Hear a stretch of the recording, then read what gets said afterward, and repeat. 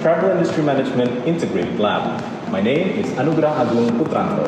I am the assistant lecturer at the School of Hospitality and Tourism in Universitas Pelita Harapan. Today, I'll be showcasing you the activities that you can expect to do at Travel Industry Management while following the hygiene, health, safety, and environmental protocols. Enjoy the video.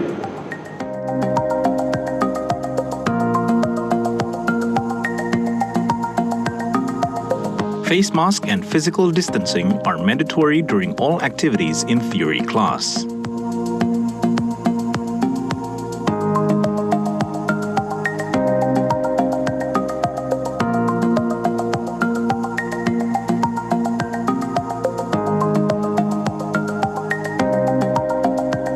Participants of the bus guiding simulation are seated apart to support physical distancing inside the bus.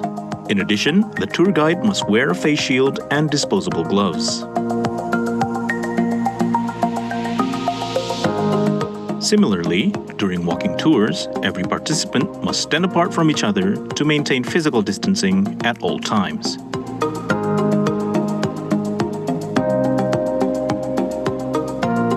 Students are required to wear disposable hand gloves and stand behind acrylic separators during check-in simulations.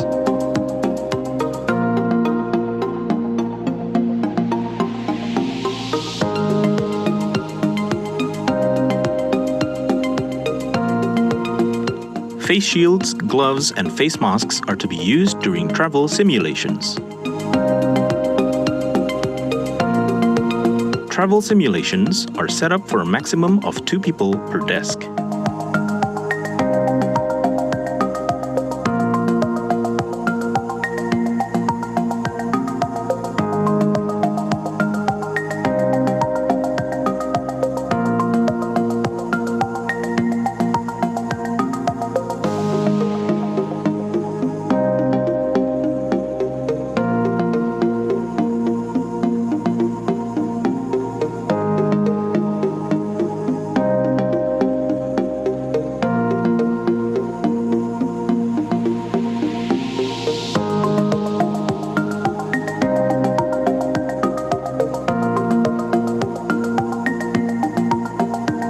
Field study participants must use the hand sanitizer before boarding the bus.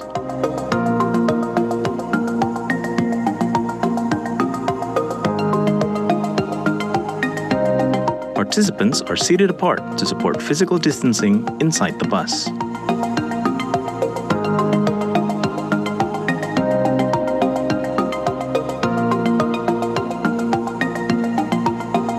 In addition, the tour guide must wear a face shield and disposable gloves.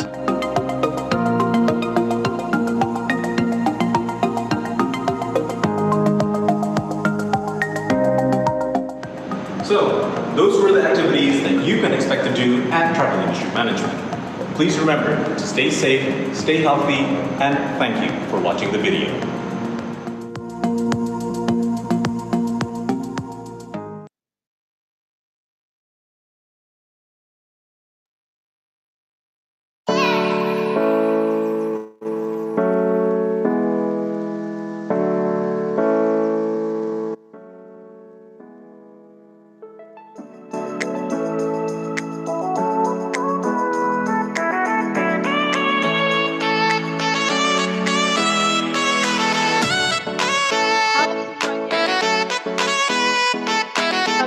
Partisipan yang belum bergabung, kami mau menyapa seluruh partisipan yang sudah hadir hari ini.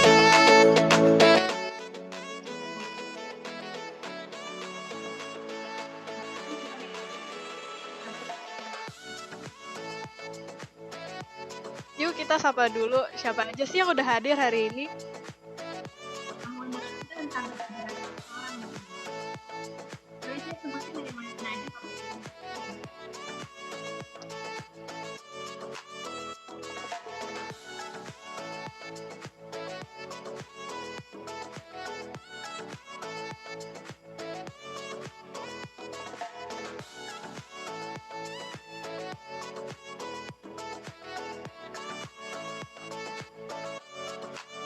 Udah ada dari Universitas Negeri Padang, dari FPP Bandung, dari IPB Bogor, dari Palembang, dari Batam juga. Selanjutnya dari mana aja, Yas?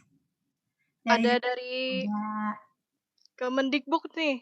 Ada dari Kemenparekraf. Selamat pagi, Bapak dan Ibu. Universitas Negeri Padang. Politeknik Negeri Bukit Tinggi, Politeknik Medan, Poltekpar Palembang, Universitas Internasional Batam, Universitas Tanjung Pura Pontianak, Politeknik Negeri Balikpapan, SMKN Ketapang, Politeknik Bandung, STP Bandung, Sekolah Tinggi Ilmu Komputer Cirebon. Ada dari mana lagi nih, Jun?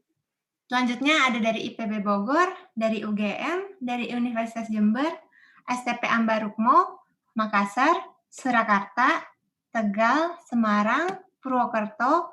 Dari Kota Malang juga ada nih, dari Surabaya, Atmajaya Yogyakarta, dari SMA Kudus, dari Bali, Depok, dan juga dari Tangerang. Boleh minta virtual raise hand-nya mungkin dari teman-teman.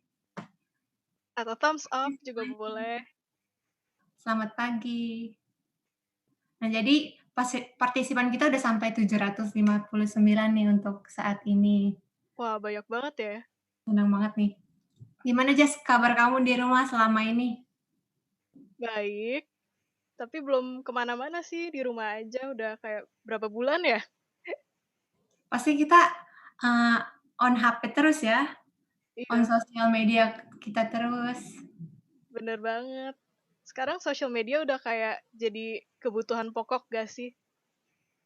Bener banget, apalagi di zaman setelah PSBB ini. Pasti kita on HP terus, on sosial media terus. Tapi Iya, nggak apa-apa. bener. Banyak banget yang ikut webinar kita pada hari ini. Semangat banget. Mantap.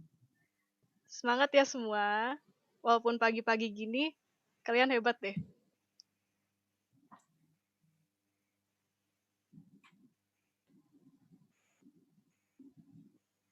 Sambil menunggu yang lain, kita tunggu dulu ya. Partisipannya sudah mulai bertambah nih, udah 765.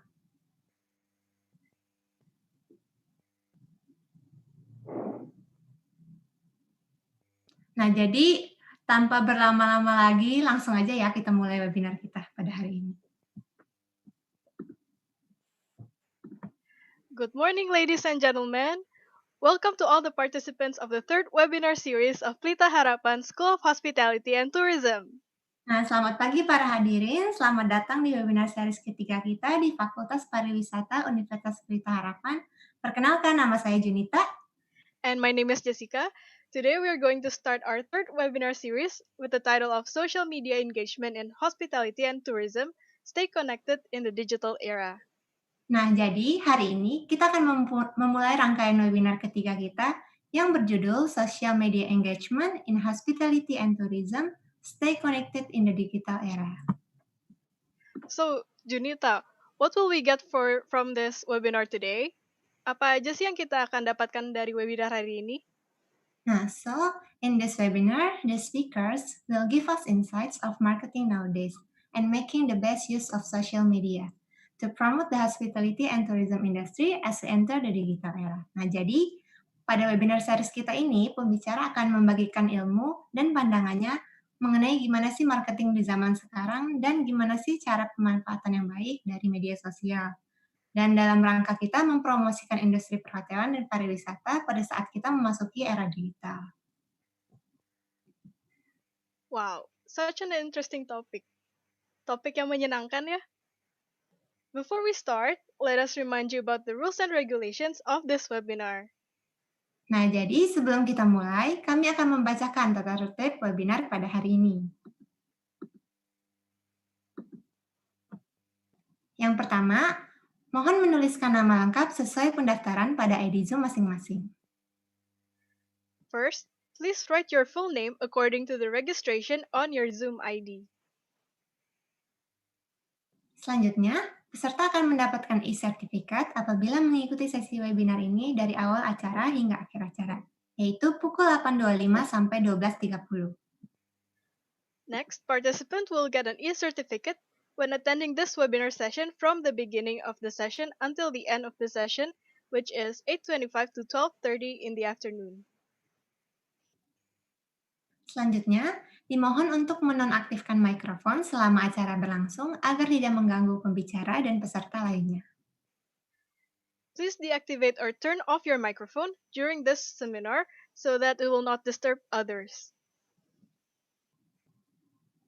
Nah, gunakan Google Forms ketika Anda memiliki pertanyaan untuk sesi diskusi tanya jawab dengan mengisi link Google Forms yang telah diinformasikan di WhatsApp Group dan di Zoom Chat dengan maksimal 2 pertanyaan per penanya. Please use Google Forms when you have any questions for the Q&A discussion session by filling out the Google Forms link that has been informed on WhatsApp Group and Zoom Chat. Maximum 2 questions per askers. Selanjutnya, dimohon untuk menyalakan semua kamera Anda pada akhir sesi webinar series yang ketiga ini untuk sesi foto bersama. Dan berpakaianlah dengan sopan dan rapi saat Anda menghidupkan kamera Anda. Please turn on all your cameras at the end of the webinar series 3 session for a group photo session. Please use proper and polite uniform when turning on your camera. Now, before we start, let us gather in a prayer, and the prayer will be led in Christian, and the rest may follow. Nah, sekarang, mari kita bersatu di dalam doa. Doa akan dipimpin secara Kristiani, yang lain harap menyesuaikan. Our Father in heaven, thank you for giving us a beautiful day for us to hold this webinar. Please bless us so that this webinar 3 could go according to your will and could glorify your name. We surrender this webinar 3 in your hands, Lord. Thank you, Lord Jesus. In your mighty name we pray. Amen. And now we would like to invite all the guests to sing our national anthem, Indonesia Raya. Kami mengundang seluruh tamu undangan untuk menyanyikan lagu kebangsaan Indonesia Raya.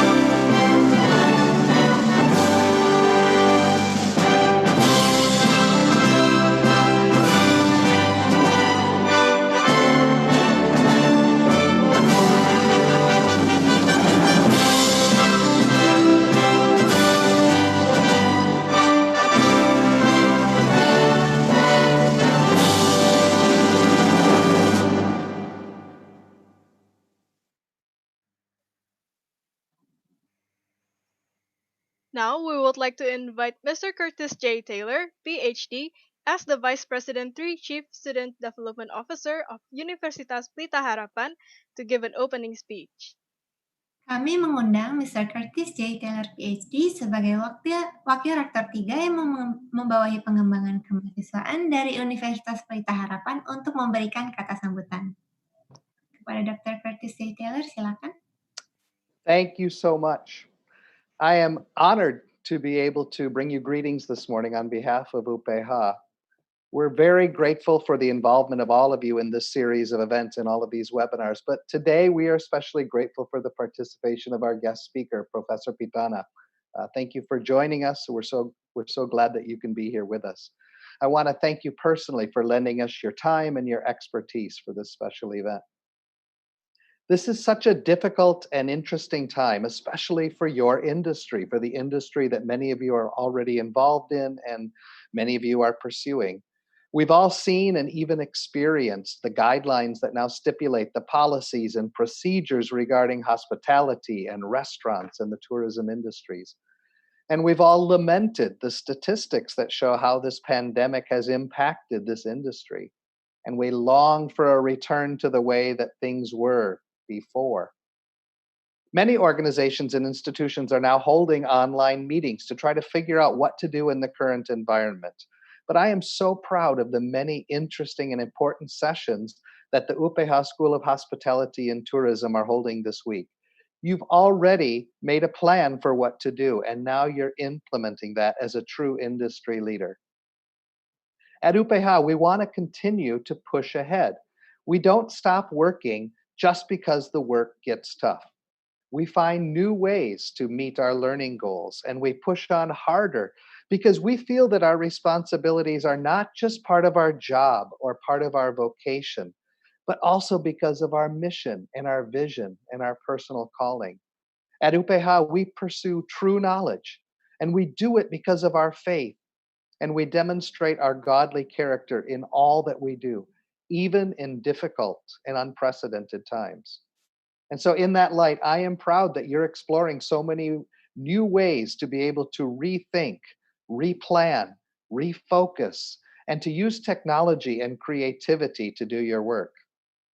Now, I have to admit that for some, the technology is not as easy as for others. And I'll use myself as an example. So, of course, I'm talking to you now from my computer, but I'm part of an earlier generation that's had to learn many new technologies during my lifetime. I never even used a keyboard until I was 18 years old in grade 12, and then I learned on a typewriter. And I carried my typewriter to university rather than having a laptop computer. I didn't learn how to use a computer until I got to college, and I didn't get my first email address until I was in my late 20s, even before the internet existed. And I find over time that when a new technology comes out, I sometimes am skeptical. I don't believe it. I don't understand it. Mobile phones and wireless and SMS and smartphones and touchscreens and all of those things were new in my adult lifetime. Sometimes I think that I really topped out on my comfort level at about the email level. But with COVID-19, everything changed in the course of just 1 week. And like you, I've had to change too. Like all of UPH, the School of Tourism and Hospitality has been planning all summer for this next academic year. And never in my career have I observed so much energy being dedicated to rethinking how do we do it? Why do we do it? Who should do it? Where should we do it? When will we do it? Those of us who believe in God know that God's word teaches us about maturing and taking action, even when times are tough, even when we face difficult and significant challenges with our families or our work or with our lives. We know that God gives us courage to face those challenges and to grow and to develop during those times. He challenges us and shows us how to become more like him. And then he shoves us out into the world and says, go, get to work. Even though there are challenges, even though there's COVID-19, get to work. And so as you participate in this webinar and in other online activities, be thinking about how you can take action, how you can get to work. You're ready. You can do this. You can lead, and you can accept the challenges that have been placed before you. Your industry needs you. Your country needs you. The world needs you. So have courage. Don't be afraid. Samanga. So have a good webinar, and thank you for inviting me to participate this morning.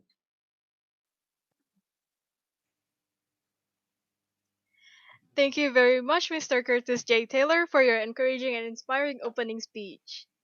Terima kasih Mr. Curtis J. Taylor untuk kata sambutannya yang sangat menginspirasi.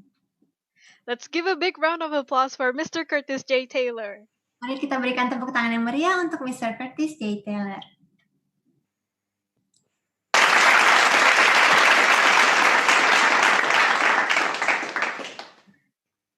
Now, let us remind everyone about the rules and regulations for today's webinar. Nah, sekarang kami akan menghimbau kembali mengenai tata tertib untuk webinar pada hari ini. Yang pertama, mohon menuliskan nama lengkap sesuai pendaftaran pada ID Zoom masing-masing. Yang kedua, peserta akan mendapatkan e-sertifikat apabila mengikuti sesi webinar ini dari awal acara hingga akhir acara. Yang ketiga, dimohon untuk menonaktifkan mikrofon selama acara berlangsung agar tidak mengganggu pembicara dan peserta lainnya. Yang keempat, gunakan Google Forms ketika Anda memiliki pertanyaan pada sesi diskusi tanya-jawab dengan mengisi link Google Forms yang telah diinformasikan di WhatsApp Group dan di Zoom Chat dengan maksimal 2 pertanyaan per penanya. Dan yang terakhir, dimohon untuk menyalakan semua kamera Anda pada akhir sesi webinar 2020 ini untuk sesi foto bersama. Berpakaianlah dengan sopan dan rapi saat Anda menghidupkan kamera Anda. Alright, so without further ado, let us start our webinar series for today. We would like to invite our moderator, Ibu Dr. Dina Mutiara Lemi, Apar MM CHE. Jadi, tanpa berlama-lama lagi, mari kita mulai webinar series kita pada hari ini. Kepada Ibu Dr. Dina Mutiara Lemi, Apar MMCHS, selaku moderator kami persilahkan. Good morning. Assalamualaikum warahmatullahi wabarakatuh. Salam sejahtera untuk kita semua. Shalom, Namo Buddhaya, Om Swastiastu, salam kebajikan. Good morning, everyone. And first of all, I would like to say my appreciation to our Vice Rector for Student Development, Mr. Curtis J. Taylor, PhD, for his very inspiring opening speech and his time given to us this morning. And herewith, I would like to say thank you as well to our invited keynote speaker, Professor Igede Pitana, again for his willingness to share with us this morning about his insights and his experience about social media for our industry, hospitality and tourism. And of course, I would like to say my highest appreciation to all of the participants this morning for registering and attending this webinar. Like what Pak Curtis already said just now, that yes, we are now not in a very favorable condition. The industry is hibernating. I'm not saying that the industry is dying. We are all hibernating.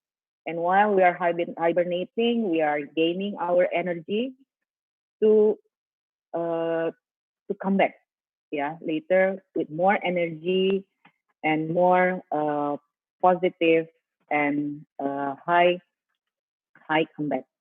So this morning webinar, also wants to give us more insights, updated situation about what is happening in tourism and hospitality industry, and also especially how we are going to use social media.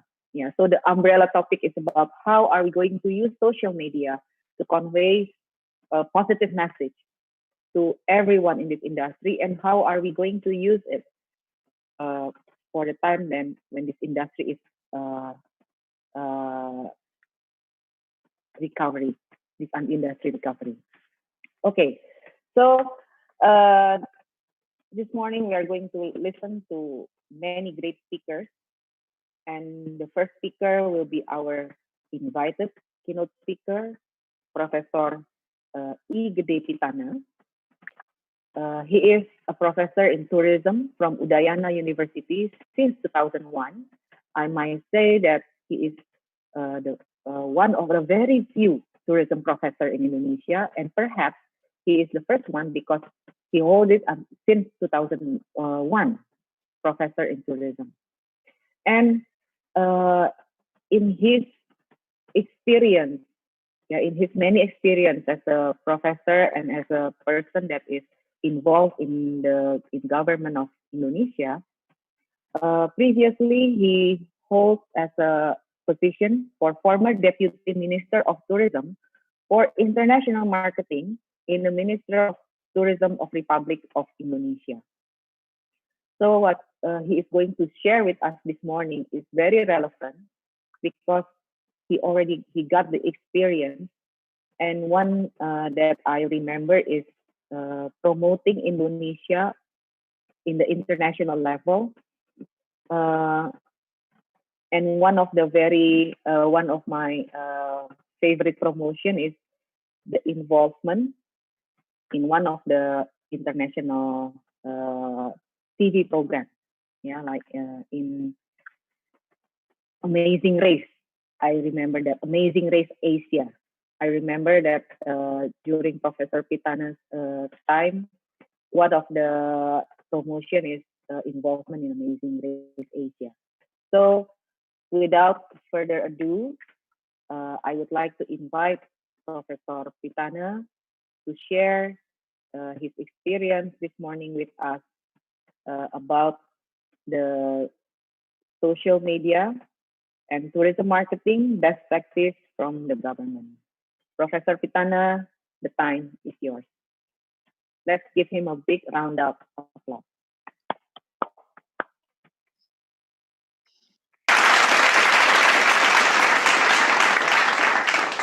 Thank you, Dr. Diana Lemi, and thank you also for University of Pelita Harapan team for inviting me to share my little bit experience in doing social marketing in tourism. Before I start my talk, I would like to say that I write this speech with my former student, Ramaswati Purnawan, Dr. Ramaswati Purnawan, who's just finished her PhD 6 months ago. Why so? Because I was her supervisor in doing e-worm marketing for tourism. So she is also here in this meeting. I got only 4 topics for this meeting to make it short because I know we'll learn a lot of lesson today from other speaker. So next slide, please. Only why we use social media. It's very normative, and how is the future, and what experience I have in using social media as a promotional tool in tourism from government point of view, and then I will come with concluding remarks. Next. When we talk why social media we have to use now, next. There are very, very strong reasons. The most important reason I would like to conclude that we use social media because, next please. Why we use social media? Because the engagement of social media has changed the way we plan and consume travel. The change has been very, very fundamental, both from market point of view as well as from supplier or product point of view. It has transformed the way in which tourism business and organization produce, deliver, and sell their product. It has been changing the way in which tourists buy and experience the tourism product. So again, the changing has been from both sides. Next. Everyone knows, we are very familiar with this data, that 4.5 billion internet users around the globe. And the most important thing right now is that more than 50% of the population in the world are active in social media. Not only internet, but in social media. Next. How the e-commerce using internet, we can see from this data, and tourism is one among the famous activities of industry that very, very high growth rate in the using of social media e-commerce. It is 7.9%. Next. Again, digital, mobile, and social media is now has become part of our culture. It is our daily life now. My research in my ministry last year showed that Indonesia especially are very active in social media, and those social media users, especially Facebooker and Instagram, they check their Facebook, their Instagram every 14 minutes, not 40 minutes, not 1 hour, every 14 minutes, less than 15 minutes. They check. First, they post their content, and then less than 10 minutes, they will check how many likes they have, how many reviews they have. So it is very intensive and it is part of our life. Next.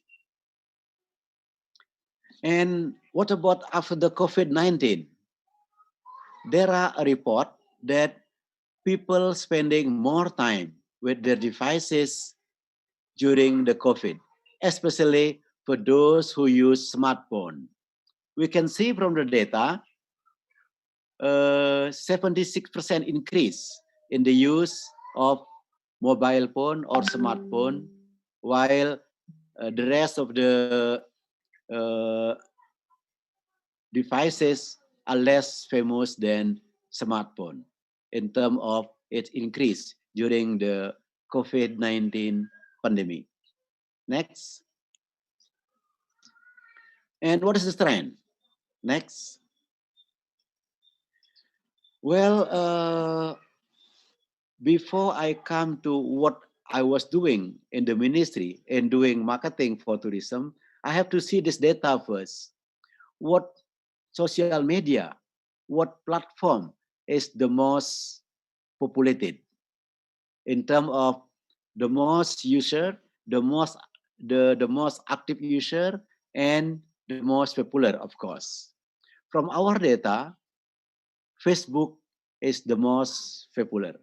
So later on, we'll talk about the use of Facebook as well as YouTube and also WhatsApp promotion. Well, of course, when we try to promote our product, we need audience. We need the captive market. So in conventional term, the Facebook and YouTube has the most captive market. Next. When we talk about social media is not only social. It has expand the function. At least 8 function of the social media is the first, social networking for sure, because it is social media. And then the secondly, blogging, video sharing, social news, photo sharing. In fact, Instagram is not really social networking. It is photo sharing, bookmarking, message board, not so famous, and reviews. Next slide, please. What is the situation of this social media? Research by Ramaswati Purnawan conclude that the user-generated content will be continue to be increasing the popularity. And because of user-generated content is so popular, everyone want to upload, everyone want to post their news, their photos, their pictures, whatever. So the social media is overloaded with contents. It is highly competitive. Everyone want to get more followers, everyone want to get more likes, everyone want to get more reviews, and so forth and so forth. Because of the situation, so we, whoever we are, entrepreneur, government, local government, whatever, need to have a clear social media marketing strategy, because the social media is overloaded with contents and highly competitive. When we want to be seen, we have to have a clear strategy in using social media. For example, which one is better? Which one is more effective? Posting in the morning or daytime or in the afternoon or nighttime? As simple as that. We need to develop our strategy and tactic. Next. Well, searching travel information, as I mentioned before, is one of the top activities in online social media. Next. Talking about social media, as I mentioned before, the user-generated contents is very, very popular now, and it is more popular than other social media. If we refer again to our previous marketing strategy, marketing ecosystem, in fact, we are now in the era of using social media as electronic word of mouth. Before we have word of mouth promotion, starting in 1955, and we know already that word of mouth is one of the most effective channel for promotion, more effective than formal advertisement, and it is more convenient and significant in defining the decision of the consumer. That we have word of mouth. Because of internet revolution, the word of mouth is also experiencing a very, very rapid revolution to become word of mouth. We call it e-worm for short. Next. Principally, word of mouth, what we have in traditional marketing 10 years, 20 years ago, is the same with e-worm. The only difference is that worm is face-to-face communication, while e-worm still face-to-face, but through the medium of internet. Well, I'm sorry to say e-worm. It is in fact not word of mouth, but finger, word of finger, because we type in our computer, we type in our devices. So according to our research, e-worm is considered much more authentic than branded content. E-worm can help a brand seem more trustworthy and can increase the image. The analysis is very, very long, but this is the conclusion. Next. And finding from Ramaswati Purnawan in her research 2019, e-worm has been the most reliable source of information. It is more reliable than other way of communicating our product. E-worm is the most convenient marketing communication, and interestingly, more than 80% of online consumer right now relies on reviews. In fact, reviews is a kind of e-worm. So before they buy travel product, tourism product, or even goods, they see first the review online. So again, this shows to us how important, how strong is the e-worm right now. And e-worm, as I mentioned before, it is the same as worm before, but channel through internet. And this is, in fact, one of the user-generated contents, or what we call social media. And then Another finding is that there are strong relationship between the source of information and the tourism activities. So again, EWOM reviews is very strong in influencing what activities will be done by tourists or group of tourists. Next. It is the same like before. Decision by tourists decision to buy a tourism product is strongly influenced by online reviews and peer-to-peer information sharing. That's EWOM, and it is very important in establishing brand knowledge. Then, what experience do I have? Next. Next, please. In doing marketing promotion, in marketing and promotion, in the Ministry of Tourism. Next, please. I follow the framework of marketing theory. We know very well AIDA. In tourism, we know very well the journey of tourists in buying tourism product, i.e. dream, search, book, experience, and share, and the use of internet. So analyzing this traditional concept, we use it in a modern way. Next. Starting in 2014, we have already we have a strong effort to use the social media, internet, as the platform of our marketing. At least I can divide 3 model of platform, i.e. review platform, social media platform, and online booking. For review platform, we have a strong collaboration with TripAdvisor.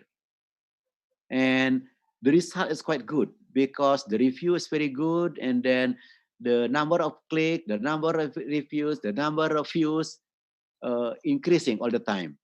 The word of Indonesia increasing over the time. And also, as part of the strategy and using the review platform, we also buy the word. Let's say diving. We buy the word of diving. When people search diving in their devices, then will come diving in Indonesia, not diving in other countries. So I bought also the word ecotourism. So when people search for ecotourism, then in the first page will be seen ecotourism in Indonesia or ecotourism in Kalimantan or whatever. For social media, we work with a lot of social media, i.e. Facebook, Instagram, and YouTube, because these are the most populated social media. We use also Twitter because Twitter is for older people and they don't use so much features. They use only words, text. And we also have a good collaboration with WeChat because WeChat is good for Chinese market. They don't use Facebook, they don't use YouTube, but they use WeChat. For online booking, we have a lot of collaboration with a number of platforms. For Chinese market, we work with trip.com. For European market, we work with booking.com. With Australian, we work with Expedia, and we work with Make My Trip starting last year with Indian market. And there are a lot of online booking platform we work with. Next, please. The last slide, I guess. From our evaluation, by following the tourist journey and buying product, we trace it. that all of the social media use was very, very effective in terms of branding, in terms of number of views, number of like, and number of review and positive reviews, I mean. However, this is a challenge for my friends from universities. I don't have good data on conversion rate. When 1,000 people say like, how is the rate of, how's the conversion, the rate of conversion to change the like become a real booking? When we have a number of reviews and number of feedback in TripAdvisor, I don't have good data.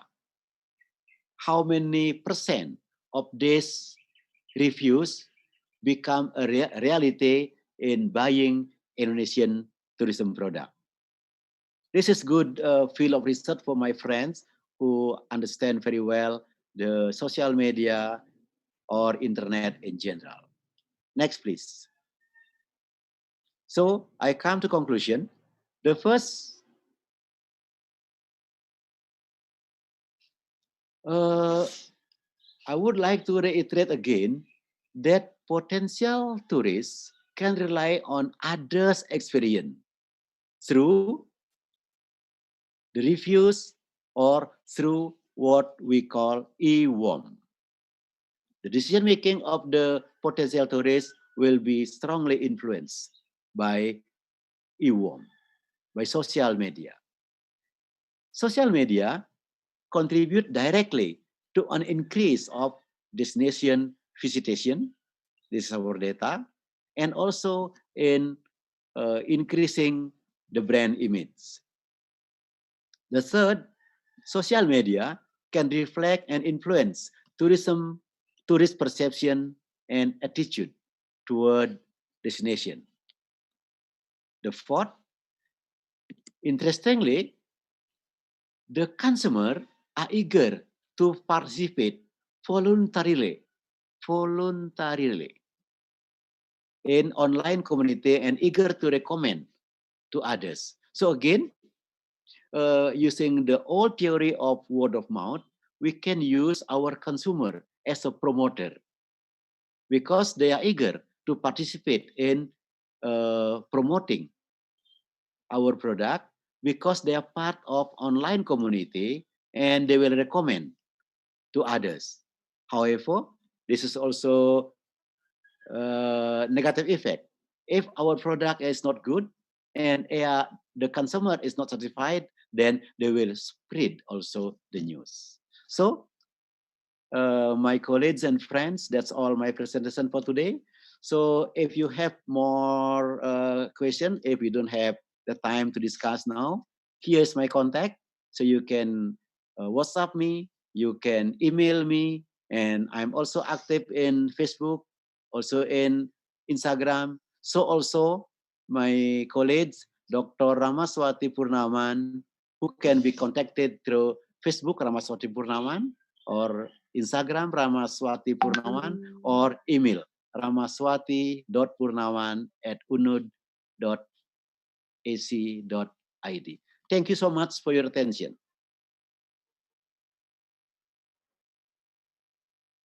Okay, thank you so much, Professor Pitana, and of course, Dr. Ramaswati Purnawan. Thank you very much for sharing this very priceless research result.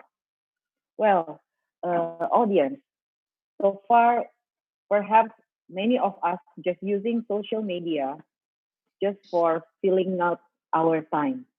But from this sharing from Professor Pitana and Dr. Ramaswati Purnawan, we can see that social media is a very powerful platform, and we can even use it for our industry because as an intensive information industry, so many information we can put into the social media, And then especially when we link it with the word of mouth, yeah, because word of mouth, yeah, is more trustable than any other promotional platform.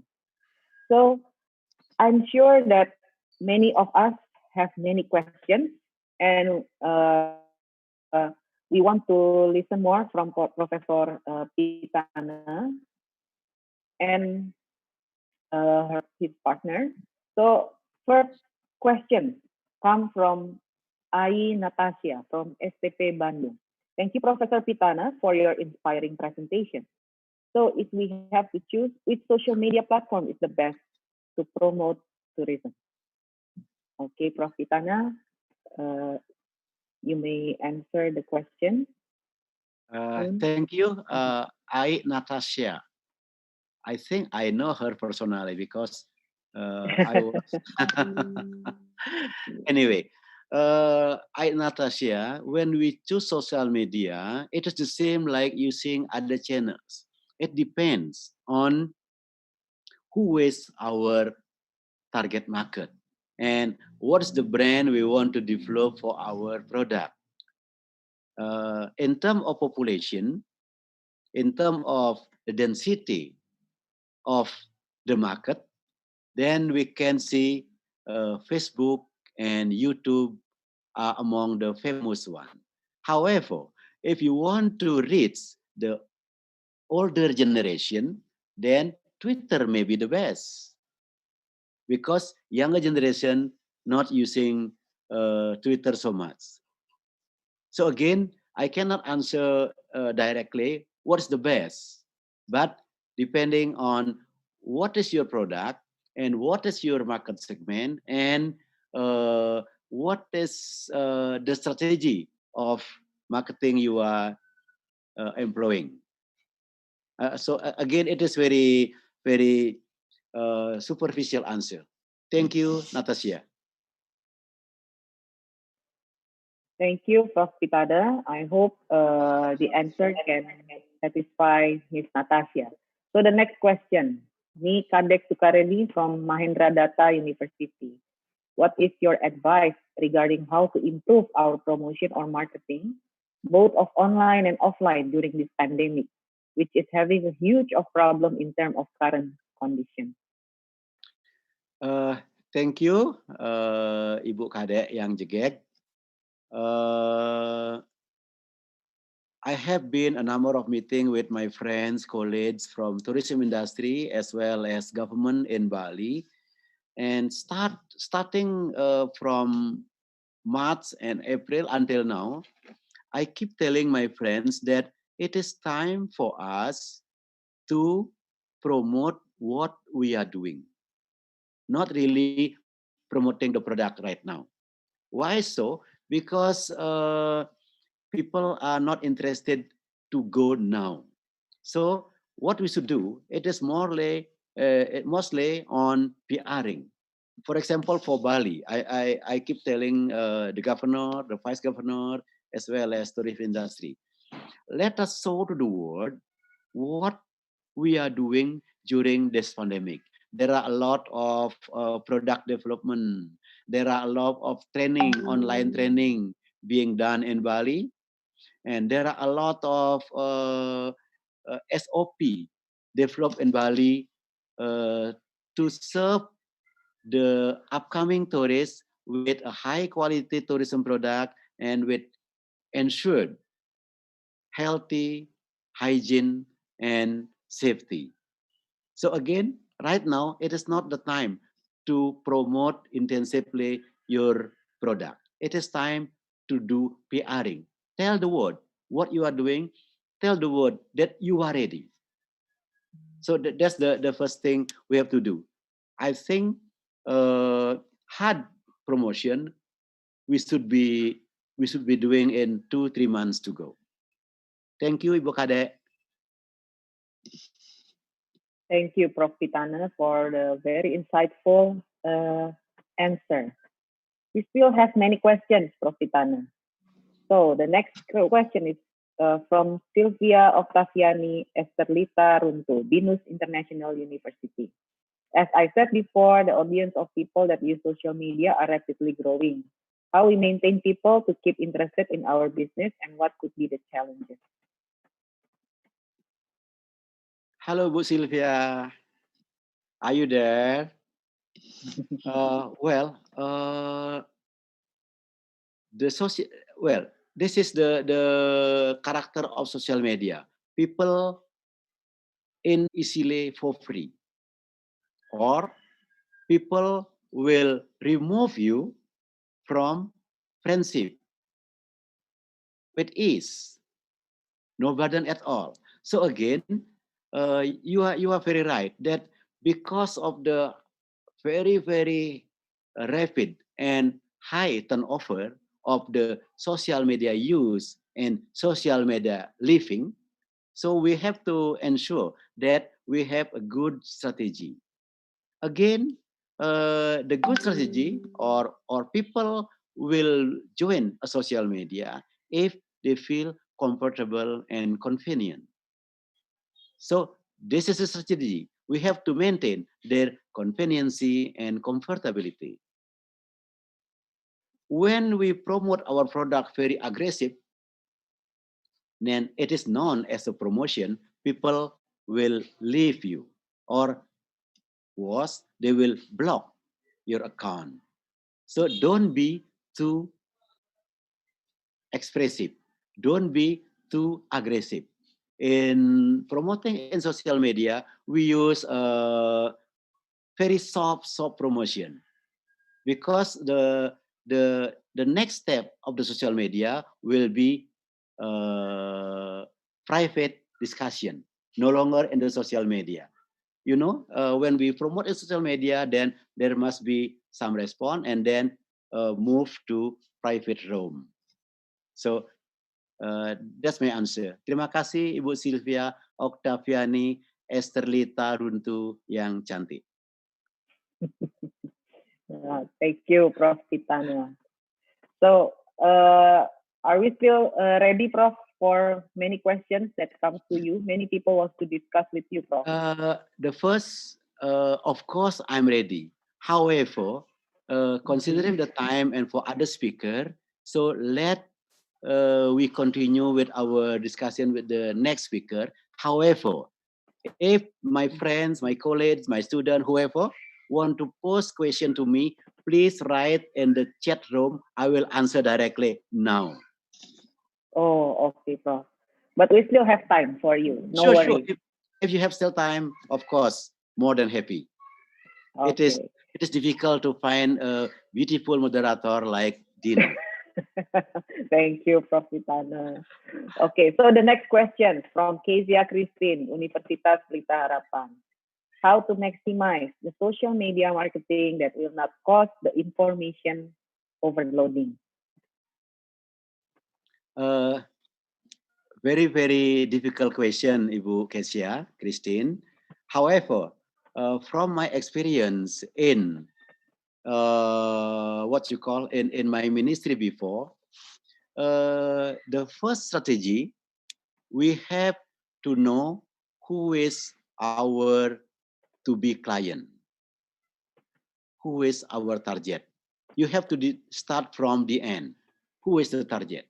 And the second one, we still have a very classic framework. If our product is famous, then other customer will come. If our product is of ignorance, then no one will come. In so doing, in promoting our product using social media, we have to have a bastard. We have to have, meaning that I have to have my friends like Kesia, Dena, Sylvia, Sekarini. When I post my product, I should tell them, please give comment, please like. Because when you give comment, then others will also be interested. Otherwise, your posting will be deep below the pile of other information. So make it For example, in Facebook. In Facebook, we have to know the characteristic of each social media. For example, in Facebook, if you put posting, then no one respond, then your information will suddenly be unseen. However, after 2 days, 3 days, then someone want to enliven this information, then they will comment it again. Then it will come again on the top of the layer. So again, we need to work with our friends to support to each other in promoting, in joint promotion to each other. That's another strategy. But again, we need to know very well the characteristic of each of the social media. And also in using social media, because sometimes, not only sometimes, it is expensive. If we do the contract with the owner of the platform, then we have to make a targeted marketing. Targeted marketing is based on what they buy before, it can be, or what they read before. For example, if someone always read about art, then those who promoting art can use these people using a special contract with the owner of the platform. So it is targeted. But again, back to my first statement, you have to know your product and you have to know who is your target. Then, and only then, we can develop a good marketing strategy in the overloaded information of social media. Thank you, Ibu Christine. Thank you, Prof. Pitana. So there is another one, Prof. Pitana, Please. from Irwan. Oh, finally we have mail that gives question to you, Prof. So from JHL Solitaire, do you have any strategy for international marketing in Indonesia tourism? Of course, yes. Of course, yes. Our previous strategy is combining. It is a very, very old strategy, but in a new battle, matching the product and the market. And then the second one, our strategy is using O2O. O2O means online to offline, offline to online. Before we have the theory above the line, below the line, but now we have the theory O2O. Online, offline, offline, online, back to forth, because we are in the two worlds. No one is only in one word. Everyone is now in two words, two different words. And then the third strategy is we try to combine in a certain way where is doing branding or promotion, soft promotion, where is doing advertising, and where we do hard selling promotion. So again, Pak Irwan, we have a very, very solid strategy on that, developed by my former boss, Bapak Dr. Arif Yahya. And of course, this strategy is now being reviewed by the new minister. Thank you, Pak Irwan. Okay, thank you, Professor Pitana. I'm already reminded by the committee, but we still have time for one last question, Prof. Pitana. Please. So the question is from Dinda. She said she is a hotelier. So do you think, what is the effect of social media in tourism in Indonesia during this pandemic? What do you think? The effect of social media on tourism in Indonesia during this pandemic? Ibu Dinda, I have to be frank to you, I have no data on this, so I cannot answer exactly. But based on the data that the time consumed in internet or in social media is increasing by 76%.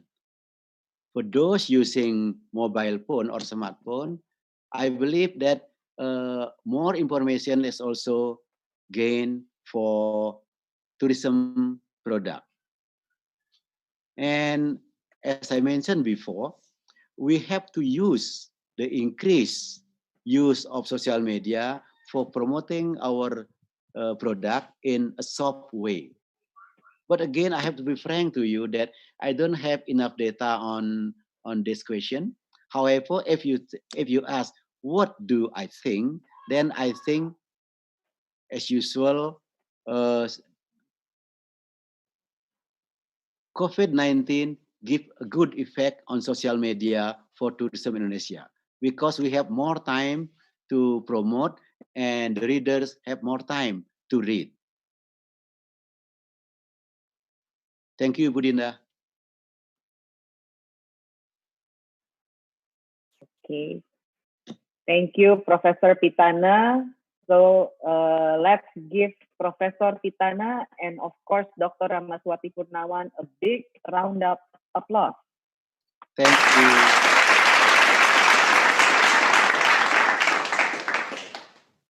Again, this is a very insightful presentation. Comes from a real and current research, doctoral research. So we are very grateful for the sharing. So we understand now that social media is very powerful and it strengthens the theory about word of mouth that now it's strengthening by the word of mouth that can come from social media. It can be a very powerful platform for promoting any business and including tourism. And even for tourism as a very intensive information industry, social media can be as well a strong promotional platform. However, we have to be careful in choosing which platform of social media that we are going to use. Depends on the market and the product that we have. But on top of all, of course, all of us must be aware that using social media needs a discretionary and wisdom, so it can help us and not become the boomerang for all of us. Again, thank you so much, Professor Pitana, for your time and sharing. We hope you can still stay with us this morning. And again, thank you for Dr. Ramaswati Purnawan. Congratulations for your doctoral degree. Okay, so after this, we are going to present our very high appreciation for Professor Dr. Insinyur I Gede Pitana, MSc, for being the keynote speaker this morning with us. Yeah, thank you, Professor Pitana, and thank you for your time. I know that you are, even though you say that you still live in the village, but I know that your busyness, your hustle and bustle, and your work is not less at all. You still have so many work. Yeah, I believe that, but you do willing to share with us this morning. And again, I also give my appreciation to Dr. Ramaswati Purnawan. I think after this, the committee will also prepare a certificate of appreciation for her, Prof. Pitana. Okay, let's give Professor Pitana a big round of applause.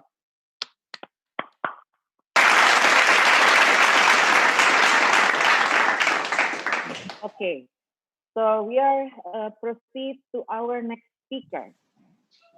Our next speaker is Mr. Regan Bryan, SSC, MM.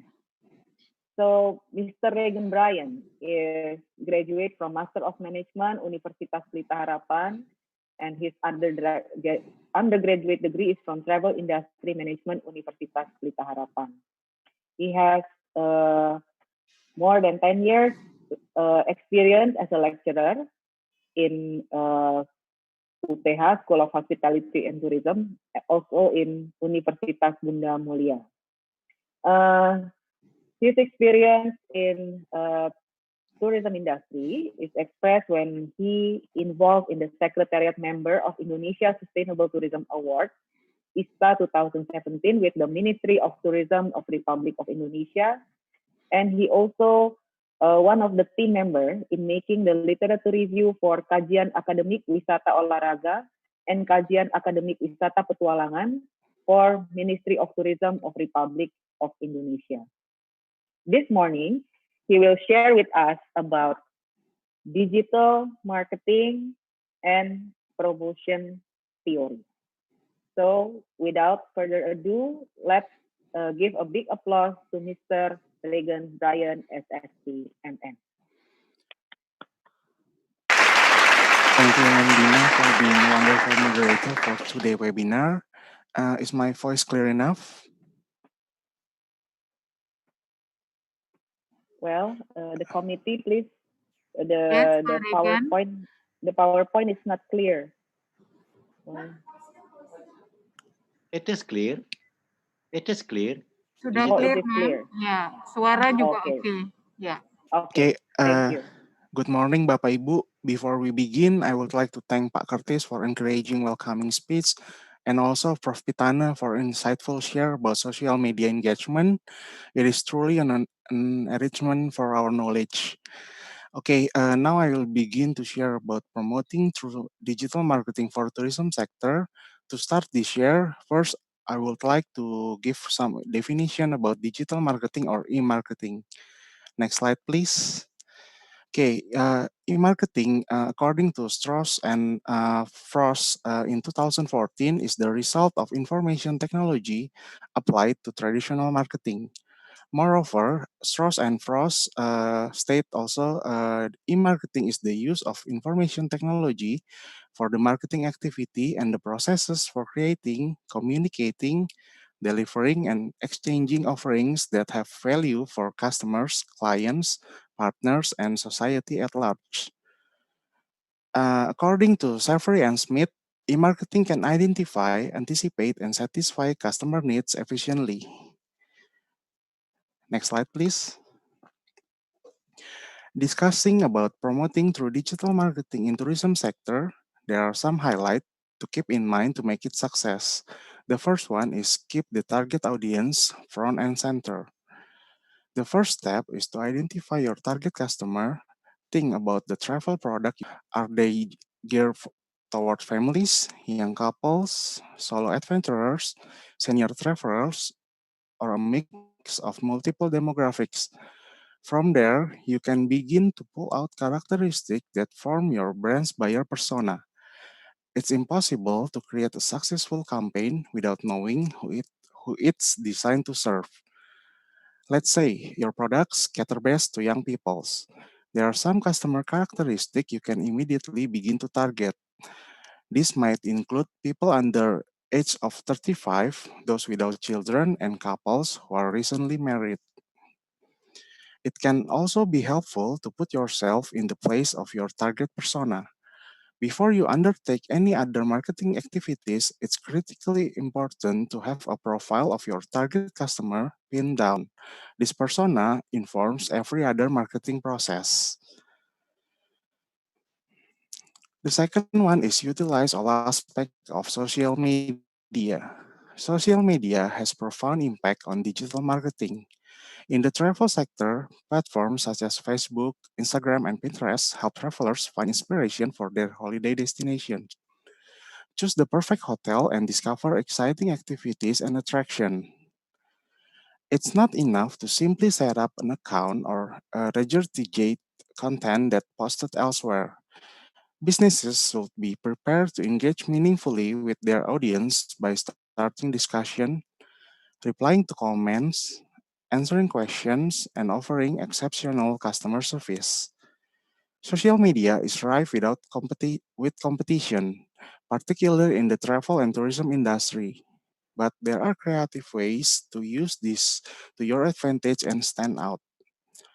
Travel has unique selling point that it can play on the wanderlust of others, so pictures and video can work wonders. Setting up an account on each platform is simple. and running a campaign is relatively straightforward. You'll also have access to engagement data and insights that are useful for financing your content and strategy, both now and in the future. Next slide, please. The third one is identify key moments on the booking journey. Travel isn't generally an impulse buy. Whilst many of us know someone who has suddenly decided to book a ticket, pack a bag, and escape on an adventure is certainly not the norm. In fact, the process of ranging travel from initial interest through the thorough research, price comparison, and booking has a tendency to prolong and thorough. Understanding the travel customer journey is incredibly useful for marketing professionals in the travel and tourism sector. It can break into four stages. The first one is dreaming. During the initial phase, prospective travelers are open to all possibilities. They haven't made a firm decision about where to go and what to do, and they're looking for ideas. The second stage is planning. At this stage, travelers have pinned down to a destination, but they still flexible about dates, hotels, and activities. The third stage is booking. Dates, flight times, and accommodation preferences are all confirmed. It's time for travelers to make reservations. The fourth stage is experiencing. Travelers are on their trip and sharing their adventures online. At this stage, they may still be searching for ad hoc activities and experience while in destination. Think about the ways in which you can target potential customers at each stage. Every part of the process has the potential to guide travelers into your sales funnel. Again, utilize your buyer persona to create digital content that targets the right people on the right platform at the right time. The fourth one is know which devices they use and when. The multi-stage travel booking process can often take place on more than one device. With researching, comparing, reserving, and purchasing travel products, it's unlikely to all happen at once. Optimize your contents, its design, and its placement for every stage of the traveler's buying journey. Turning again to the example above, content that designed to appeal to visitors at the dreaming and planning stage may be most effective if tailored to mobile device, while special offers for booking phase might be better optimized for desktop. Next slide, please. The next one are welcome social proof. Travelers are routinely using review sites such as TripAdvisors, Google's, and Yelp to guide their buying decision. Of course, with impartial review sites and the bulk of content available is outside of your control. That doesn't mean you're excluded from the narrative. Respond to all reviews your brand receives, good or bad. The next one is use technology for marketing experience. Travel is all about the experience, and it starts before a booking is even made. Help travelers get a feel for your destination, hotel, attraction, and activities using online tools. Interactive visual content is particularly useful. Think immersive videos and 360 photos, all in high definitions. Next slide, please. The next one is leverage engagement data. One of the most enticing aspects of digital marketing is that it allows for the collection and analysis of campaign-related data. Tools like Google Analytics and Facebook Pixel help you to understand how, where, and with whom your content has received interaction. This data can then be analyzed to help your company better understand your audience and create more personalized content for them, which in turn drive engagement, conversion, and sales. The data you collect can be used to accurately categorize leads, make bespoke recommendations, and in conjunction with AI software, deliver timely, pertinent notification by email and social media. The next one is make a post during peak times.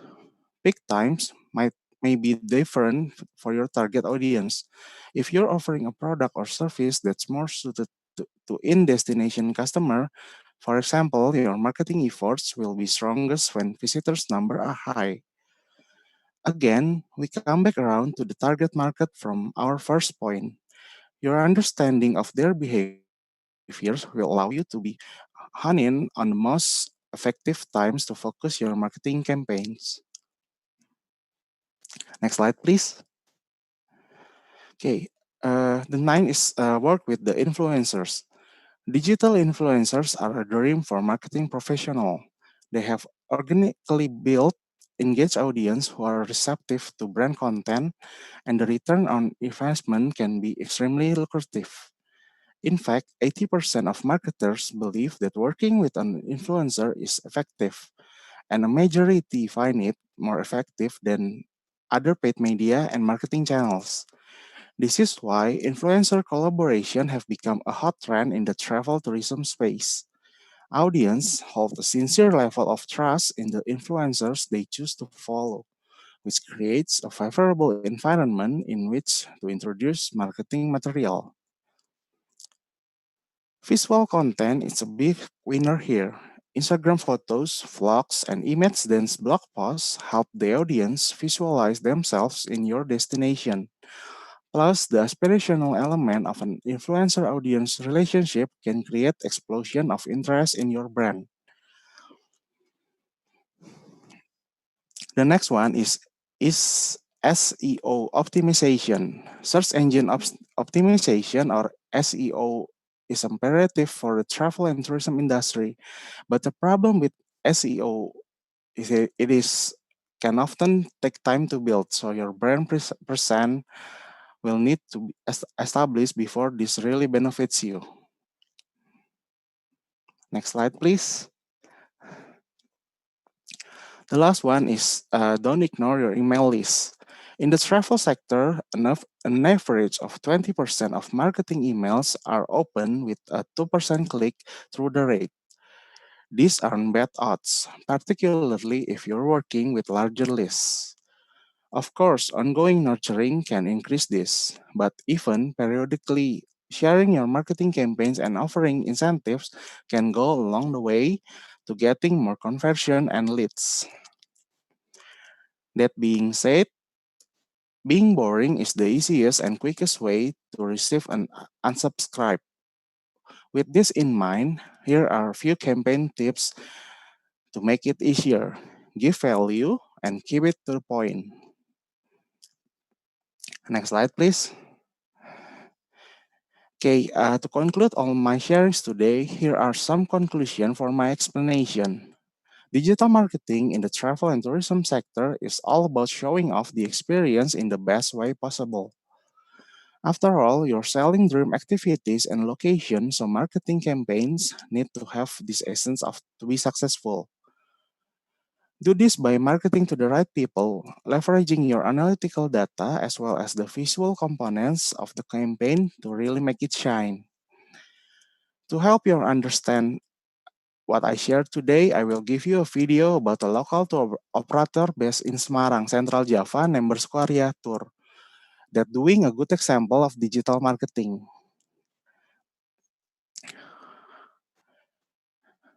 Please play the video, please.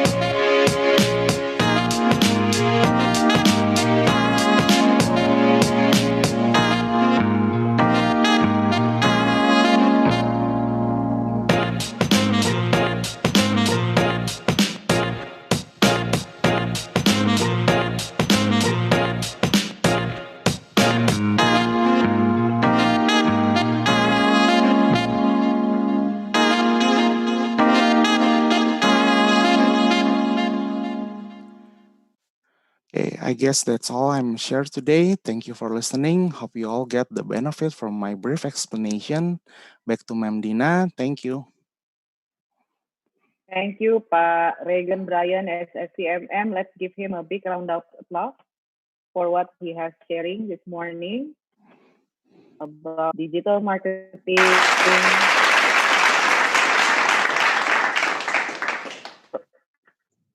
Of digital marketing priority. Before we proceed to the next speaker, I would like to remind all of the participants, if you would like to obtain certificate from this webinar, fill in the feedback form because it is automatically sent to you. If you fill in the form, then you put your email address there, then you will get the e-certificate automatically. So if you don't fill it out, you will not get the e-certificate. Ya, jadi saya ulang, mohon kepada semua partisipan, jika Anda ingin mendapatkan e-certificate, mohon di akhir acara Anda mengisi form feedback, di mana di sana akan ditanyakan alamat email Anda, dan dari sanalah Anda akan mendapatkan e-certificate secara otomatis. Jadi apabila Anda tidak mengisi, maka Anda tidak bisa mendapatkan e-certificate tersebut. Gitu. Itu informasi yang ingin kami tambahkan kepada para partisipan di pagi hari ini. Baik, let's proceed to our next speaker. Our next speaker is Ibu Sandra Maleaki, SPD MA. Yeah. She is one of our wonderful lecturer in School of Hospitality of Tourism in UPH. Ibu Sandra completed her master degree in international relations from University of New South Wales, Sydney, Australia, and she completed undergraduate degree in education from Universitas Kristen Satya Wacana and also diploma degree in hospitality management. In her career, aside from being a lecturer in the School of Hospitality and Tourism, she also experienced as the head for School of Hospitality and Tourism of UPH. And she also one of our wonderful instructors for table manner and etiquette instructor for annual ambassador of UPH. And moreover, she had experience for winning the grant for Spada for the subject of etiquette and protocol. This morning, she will share about how to content message writing in social media. This is very important because we cannot just write whatever we want. We must pay attention to what we are writing in social media. So we will not break any law or making anything that will be a disadvantage for ourselves. Okay, so without further ado, let's give Ibu Sandra Maleaki SPDMA a big round of applause. Okay.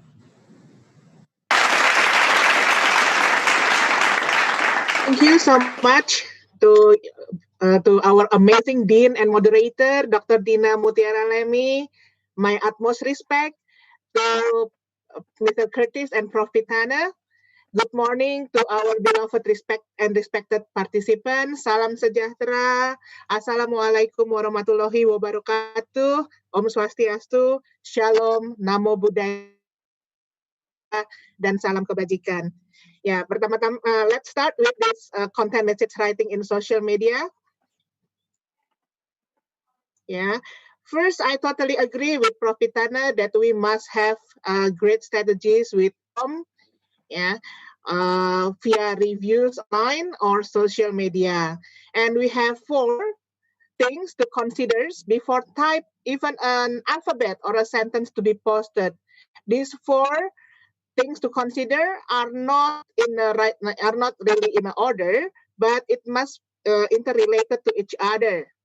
First, character, tone, language, and purpose.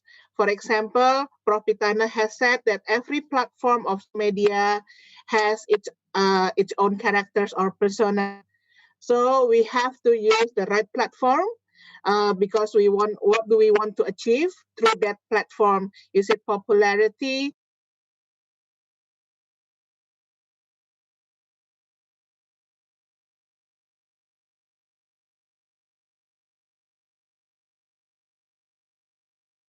The general vibe of your social media, our social media post. And then for the language, this is my highlight of today. What kind of words or sentences we will use in our social media conversation. And then the purpose, why we are exist in social media in the first place. We will see why we need to be exist in the social media because we are human, we are social being, and nowadays every interaction basically we do it online based on the conditions. However, we will still be productive virtually, yeah, and also in the reality through online social media. And then we have to consider our interaction, social interaction. Sometimes we have conflict, yeah, with each other. That's why we need to avoid that conflict through our language that we use. All right. So next slide, please. This is actually the common characteristics of our social media platform. Facebook is the most popular one. Yeah. So this is Facebook sends more website referral traffic than any other social media network because it's quite well established. And then we can see the news and entertainment through Facebook, and as well as the future outlook places strong emphasis on video content. Yeah, so it's very interesting to see audio visual message in our social media, but we need to be careful in the caption of the language, and also sometimes we write some status, only the status, and the status seems like not right in a good way. Yeah, so we have to be able to choose the correct sentences and correct language as well as the grammar itself. And then Twitter also sometimes we need to put views itself as a news platform as much as a social network, and then retweeting encouragement and encourage so to spread the good news hopefully, and then well suited to brand sharing the blog post or promoting website contents. Yeah, and then LinkedIn, of course we put some more formal LinkedIn because it's for our professional network, and the content you share should reflect this, and then used heavily for sharing industry articles and general professional content. Launched LinkedIn Pulse in 2015, yeah, and then it's useful up to now, LinkedIn, yeah, and Instagram. Also, Instagram put emphasis on picture, but we cannot forget the caption or below that picture or video. And then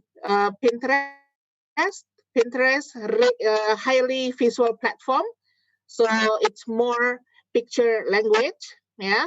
But then we still can write some in Pinterest, and often used to find inspiration for project because here it's a worldwide things. And Google Plus, of course, not all of us use Google, but we can still see Google as the giant in this website. And of course, six social media. Of course, we have TikTok, we have other things, yeah, and so on. Okay, next, please. Now, this is what I'm here to talk about: content message checklist. So before we even type, we have to remember the words like your word is your sword, yeah.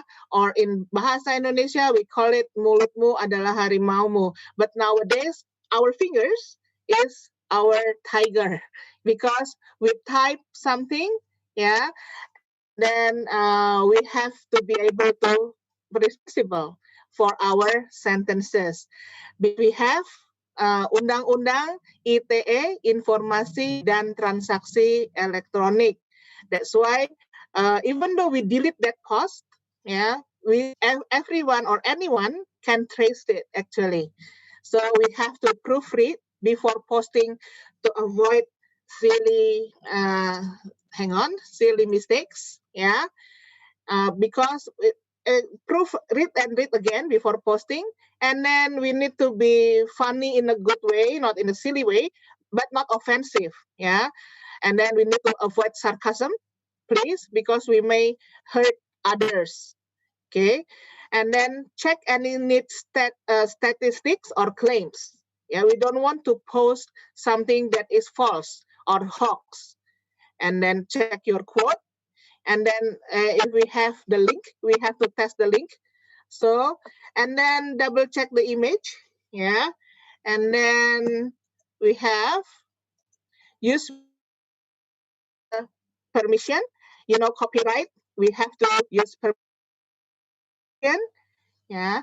And then after we post it, we still have time to look at the published post, edit it as soon as possible if you have something to edit. Okay, next please. Yeah, this is actually 10 commandments of computer ethics, because nowadays everything is based on computer. Yeah, even though we have smartphone, but it's also computer. Yeah, so first, thou shalt not use a computer to harm other people. Yeah, and then thou shalt not interfere with other people's computer work. This is actually based on the business ethics of how to use computer in a workplace, or in a public place, or even in our own home. Yeah, because we cannot interfere with other people's computer work. We have to be honest. Yeah. Number 3, thou shalt not snoop around in other people's computer files. Okay, and then thou shalt not use a computer to steal. So, for example, we use our computer to steal some information, yeah. And then number 5, thou shalt not use a computer to bear false witness. For example, this is hate speech, yeah, or hatred, or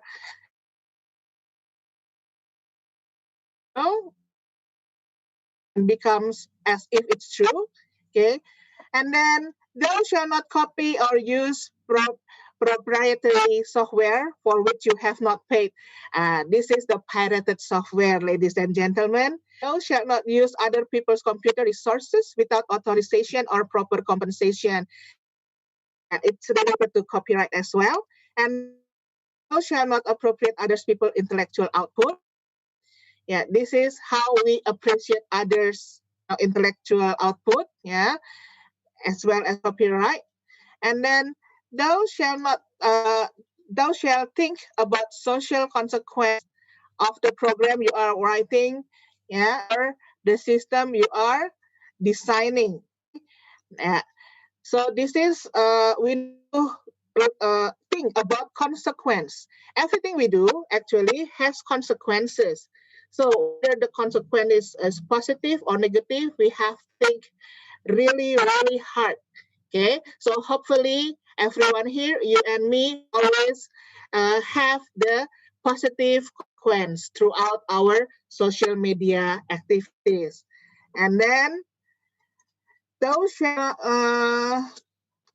always use a computer in ways that ensure consideration and respect for your fellow humans. Yeah, this is the conclusion. We have to use our internet, our computer, our social media to consider and respect for our fellow humans, our colleagues, our friends, our each others. Okay, and this start with our choice of words, choice of language. So let me remind you, when we use the foreign language like English or even Korea or Japanese or Chinese, yeah, we have to make sure we understand fully the meaning of that language. Otherwise, people around the world will take it wrongly. Yes. And then next slide, please.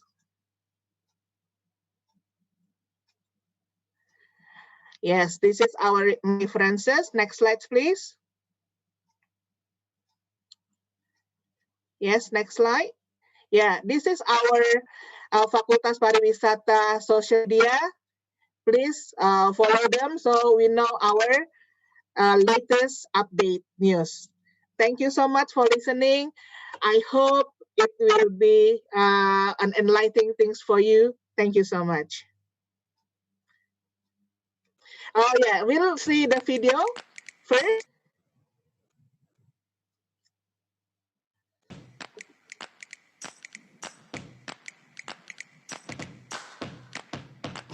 So this is the Instagram of UPH Faculty of Tourism. We are providing all the informations that the students and viewers need to know about our faculty.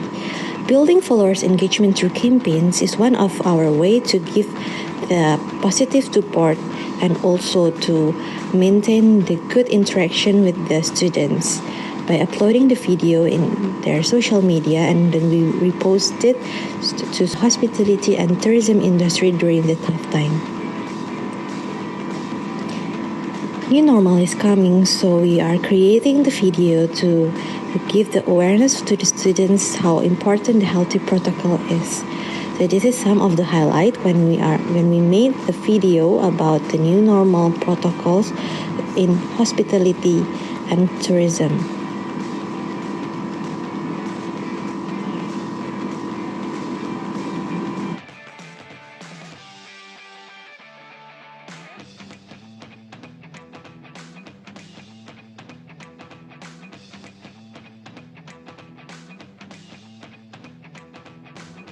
In the middle of this pandemic, we are all devastated, but let us not lose our hope. There is always a better tomorrow. I support tourism and travel industry. Hello everyone, my name is Felicia Evasan. I'm from Pelita Harapan University Faculty of Tourism, and I would like to share my support to all hospitality industry in this tough time. We can overcome all of this together. Stay safe, stay strong, stay healthy.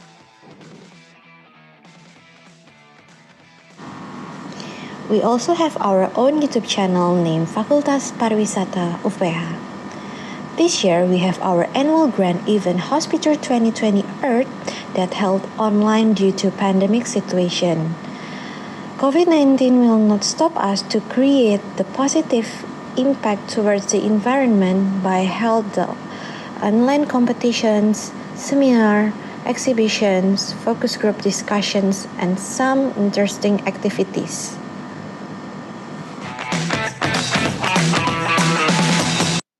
All right. Thank you so much for your attention. Yeah. Let me return to Budina. Thank you.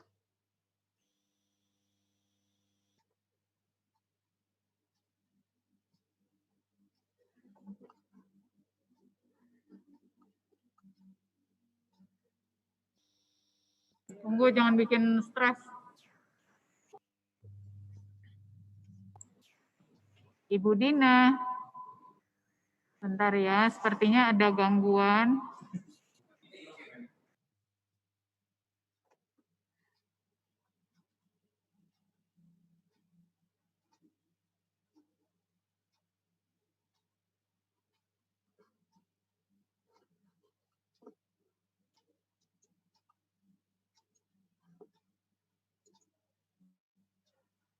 Thank you, Ibu Sandra, for the presentation. I apologize, but there's a little bit problem with the internet. No So, problem. okay, thank you for the presentation, Ibu Sandra. So our next speaker is one of our racing star, Miss Julita Den, Fpar Empar. So Miss Julita Den is one our young lecturer here. She finished her master degree in tourism, majoring in marketing from Trisakti Institute. And when she finished her bachelor degree, she holds the title of the best graduate from Destination Management in Universitas Pancasila.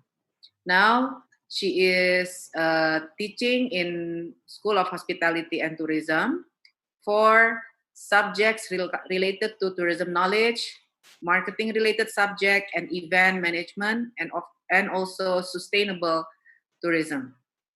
This morning, she will share with us about content design, and layout development in social media. So without further ado, let's give Miss Julita Den a big round of applause.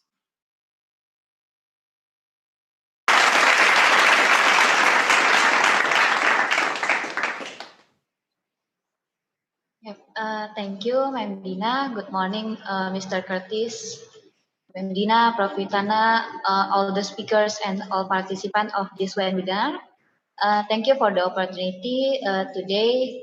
My name is Julita. I will share a little information about content design, layout, and development as the title of my presentation today. Next, please. Well, go virtual or go digital. Entering the current digital era, everything has become completely digital, including what was explained earlier is marketing. Marketing cannot longer be done traditionally, but also needs to be done digitally for better. It was also explained earlier by Ma'am Sandra that was quite important aside from the content writing message in digital marketing is how the design and layout of the content is. Then also a new lifestyle due this pandemic. We also know about the stay at home with working, living, playing activities because of social distancing, where everyone avoid a physical human contact. So people start switching to using virtual and digital media. This is what reinforced that, especially in the tourism industry, digital marketing is considered to be an obligation. If you don't want your business lag behind others. Next, please. Some of this reason also make future business opportunities. The survey from Kantar Indonesia also explained that at least about 80% of Indonesia people spend their time at home during this pandemic. So this is make a shift in consumer behavior into consumer who make purchases online and increase online target market too.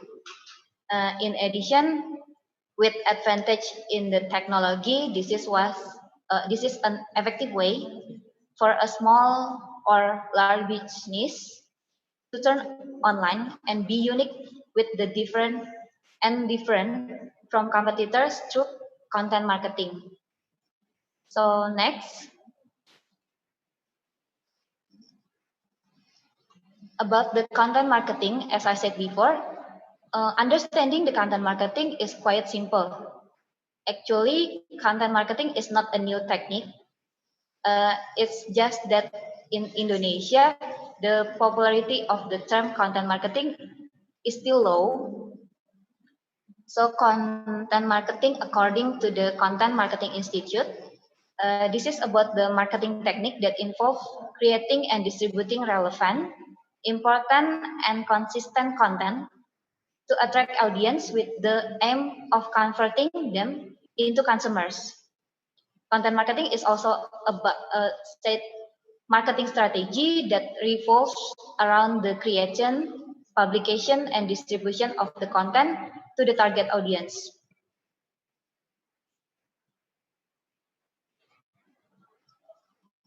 Content marketing is also known as a story marketing. Initially, the term of the content was rooted in a form of publishing, in which word, pictures, and moving image or animation must be sufficiently attractive to the target audience on the television, newspaper, magazine, or radio channels. Then it is also said that content marketing refers to the process of creating and sending content with text message, image, video, animation to target customer by adding value and involving them by evaluating the content. The form of content marketing is very diverse. Some forms of content marketing that are most often used are blog, ebook, video, also email, and the most frequently encountered are social media. Next, please.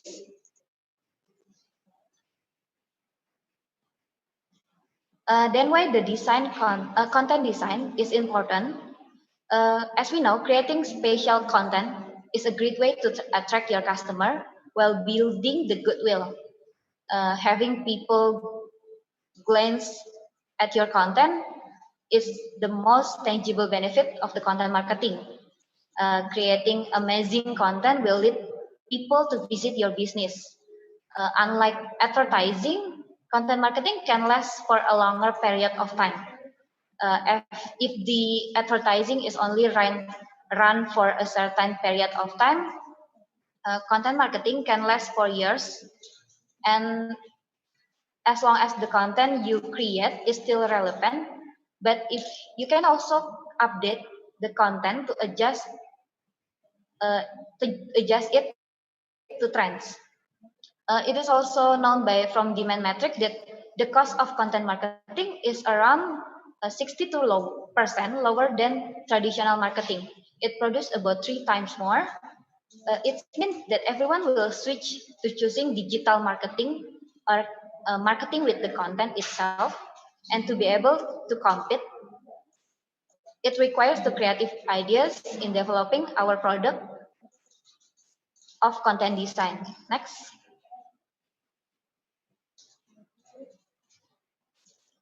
So content marketing and social media make a great team. The point here is that everyone goes online. We have to think harder about creating content that is attractive to consumers so that our business will run well. Even if your product category is naturally attractive, execution is very important, especially with content design and layout development. Why? Because people are more selective in the choosing of their product they want to buy. Besides not only competing with the quality of the product, but also with an attractive display of the product seen on digital platform such as social media or website. Next, please. So I would like to share about how to make a good content design, especially on social media. So first is about take the time to post a photo or picture that is edited properly. Spend time posting well-edited photo. Now currently, at least people are already using smartphone that are equipped with camera that are already good to enough with the camera on the smartphone. You can take picture with good quality to be posted. And also even many applications that are free to download to edit your photo to be more interesting. The second one about content design is about post with enough text or post longer post supplemented with a picture, tell compelling stories. Post with enough text, not too long and not too short, then harmonize with the pictures so that it can become more interesting form of story. The last one is add image with blog or other website content. This can also increase the call to buy your product. Social media now is equipped with sharing mode to website, online shopping platforms, and other social media so that it can make easier for seller to refer consumer directly to their online stores. Next, please. Other tips and tricks for developing layout and design content I would like to share is about first is simplicity or simple. With a simple design can attract most people for the first time we see something. People tend to choose what looks simple in the sense of uncomplicated layout or design. The second is about figure ground, which describe how one mind try to find which part of an image as a main object and which part is a background. When used in a design, figure ground can be useful tool for creating visual tension and focus. The third is about color. Color is the one of strongest weapon factor in design because color is a way to convey meaning without using words. In addition, there is also about color psychology in the design that has the meaning of the color itself. For example, red, it means strong colors that indicate intensity, strength, action. Then green, related about growth, nature. Also green now is a popular choice when you dealing with natural or organic product. Then the fourth is about layout and shape. Like color, people associate different shape with various emotion and qualities. Form, shape, or layout help to define strengthen one perception of brand. For example, when you choose the shape for your logo, you want to consider the feeling that various shapes give rise to. For example, circles associate with friendship, collaboration, and idealistic vision. Then box or line shape, rectangle or line shape can emphasize the impression that the company has structure, balance, and stability. The number 5 is about font, like shape, like also a color. Font also give an identity to your brand or product. However, try the font you choose to describe the personality of the character. The last one is about continuity and consistent. In the content marketing, you cannot rely on just one content to attract the attention of the audience. It takes a lot of content to finally feel the benefit of the content marketing to your business. By placing items in one line, you can persuade the eyes of the audience along the line and so on, which is a powerful way to attract attention. Then the viewer eyes continue in the same direction until they see another object. Next, please. So this is about the sum of example that I can create by one of free platform, free application, which is Canva. Next.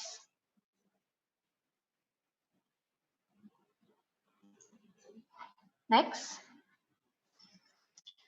So lastly, I would like to invite you all to see a video made by our assistant lecturer, Kezia Christine, who also helped design content in the UPH Faculty of Tourism social media, some of which were designed using canva.com. And Kezia will share how to create attractive content design using Canva. Please.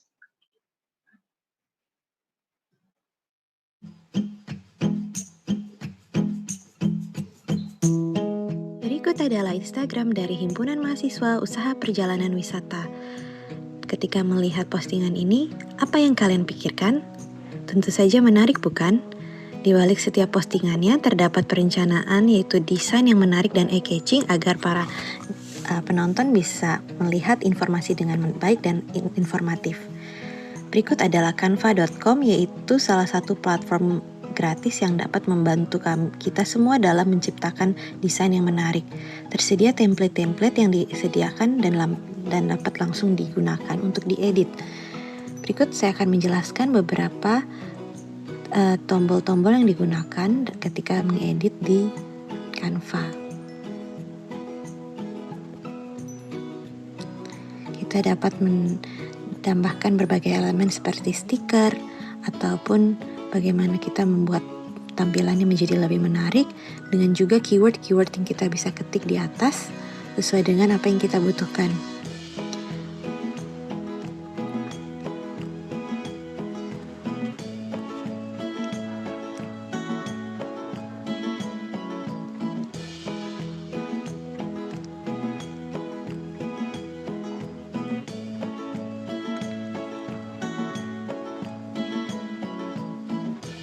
Dengan mudahnya kita hanya bisa mengklik elemen yang ada lalu akan muncul, lalu kita bisa mengedit warnanya.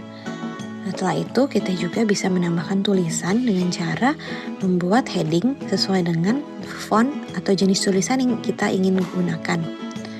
Lalu bisa diatur size-nya dan juga kita bisa menambahkan berbagai foto serta video untuk dimasukkan ke dalam konten sosial media. Berikut adalah cara bagaimana membuat Facebook heading yang bisa digunakan untuk mempromosikan sebuah tempat.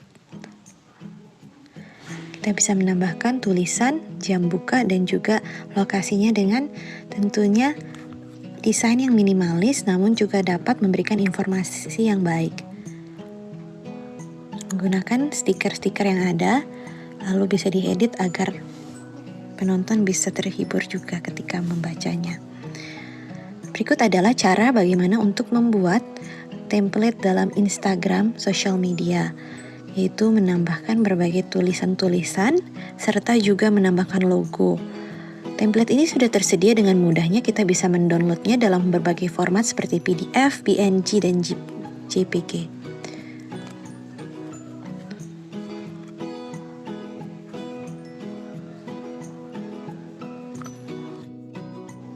Desain yang dibuat tidak perlu terlalu ramai, yang penting adalah menarik dan juga memberikan informasi yang unik dan menarik agar lokasi yang kita tampilkan itu dapat menjadi daya tarik bagi orang yang melihatnya.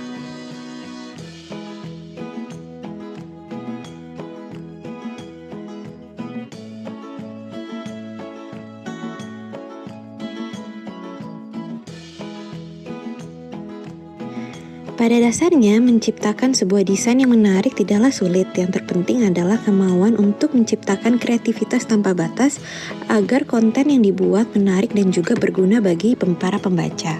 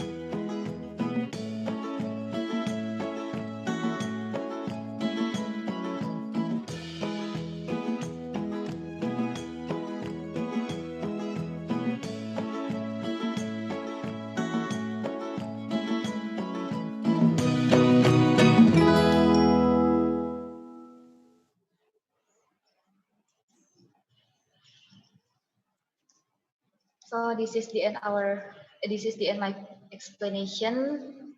I will give it back to Ma'am Dina as a moderator. Okay, thank you very much, Miss Julita Den, for sharing the presentation about content design, layout, and development. So everyone, all the participants, I hope you are still very enthusiastic in attending this webinar, because from this webinar, we will have a very complete point of view about the social media and digital marketing as a very powerful platform for promotion in marketing. So we have heard from the speakers about what social media is, and then the digital marketing and promotion theory. We also have listened about how to write the content in social media. And from the previous presentation, we hear about the content design, layout, and development. So let's keep on updating our knowledge about the digital marketing platforms, because our next speaker, Mr. Kevin Gustian Julius Fpar Empar, will share about creating social media or website. So Mr. Kevin Gustian Julius is also one of our young lecturer. His bachelor degree and his master degree is from Trisakti Institute of Tourism, and both of them are gained through full scholarship awards.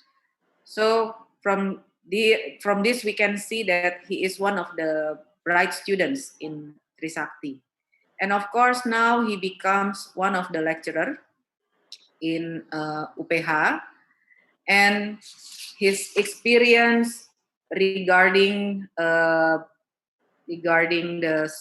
digital marketing platform is very related with his role as an head advisor of Hospitur 2019 about millennials digital tourism, which this is the largest annual event that held by School of Hospitality and Tourism in 2019. And now he is one of the member of F&B Dream Team in UPH School of Hospitality and Tourism. Besides, he is also teaching front office and human resources management in tourism and hospitality. So let's give Mr. Kevin a big round of applause, yeah, for his presentation about creating social media and website. The time is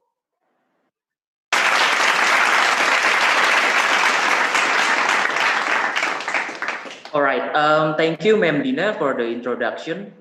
This is my first webinar, actually, my first seminar as a speaker. So I would like to thank all the faculty leaders to let me share in the same webinar with such an expert like Prof. Pitana. I'm delighted and amazed at the same moment. All right. The title of my presentation is Creating Social Media or Website Going Online in New Normal Era. The first part of my presentation will be similar to Prof. Pitana, but I would like to open from the business owner of F&B business, from a restaurateur or other restaurant owner, for example. All right, so on the first slide, why going online is important. As you know, hospitality and F&B industry were hit hard by the pandemic. Some articles, some news articles in internet showing that PHRI speculated, or the data from or their data said that almost 8,000 restaurants were closed due to the pandemic. Other data from surveyors such as McKinsey and Company, WARC, or Nielsen, showing that restaurants with online marketing and online delivery system, they fared better than restaurants depending on their dine-in customers. On several surveys, on other surveys, customer will still prefer takeaway or delivery service even after the crisis. We can see the chart on the other slide. And then online presence, your online presence will help business, in this case a restaurant or other related or F&B related business to reconnect with your customer. So it is so important to be present offline and online in this pandemic and post-crisis. All right, next slide, please.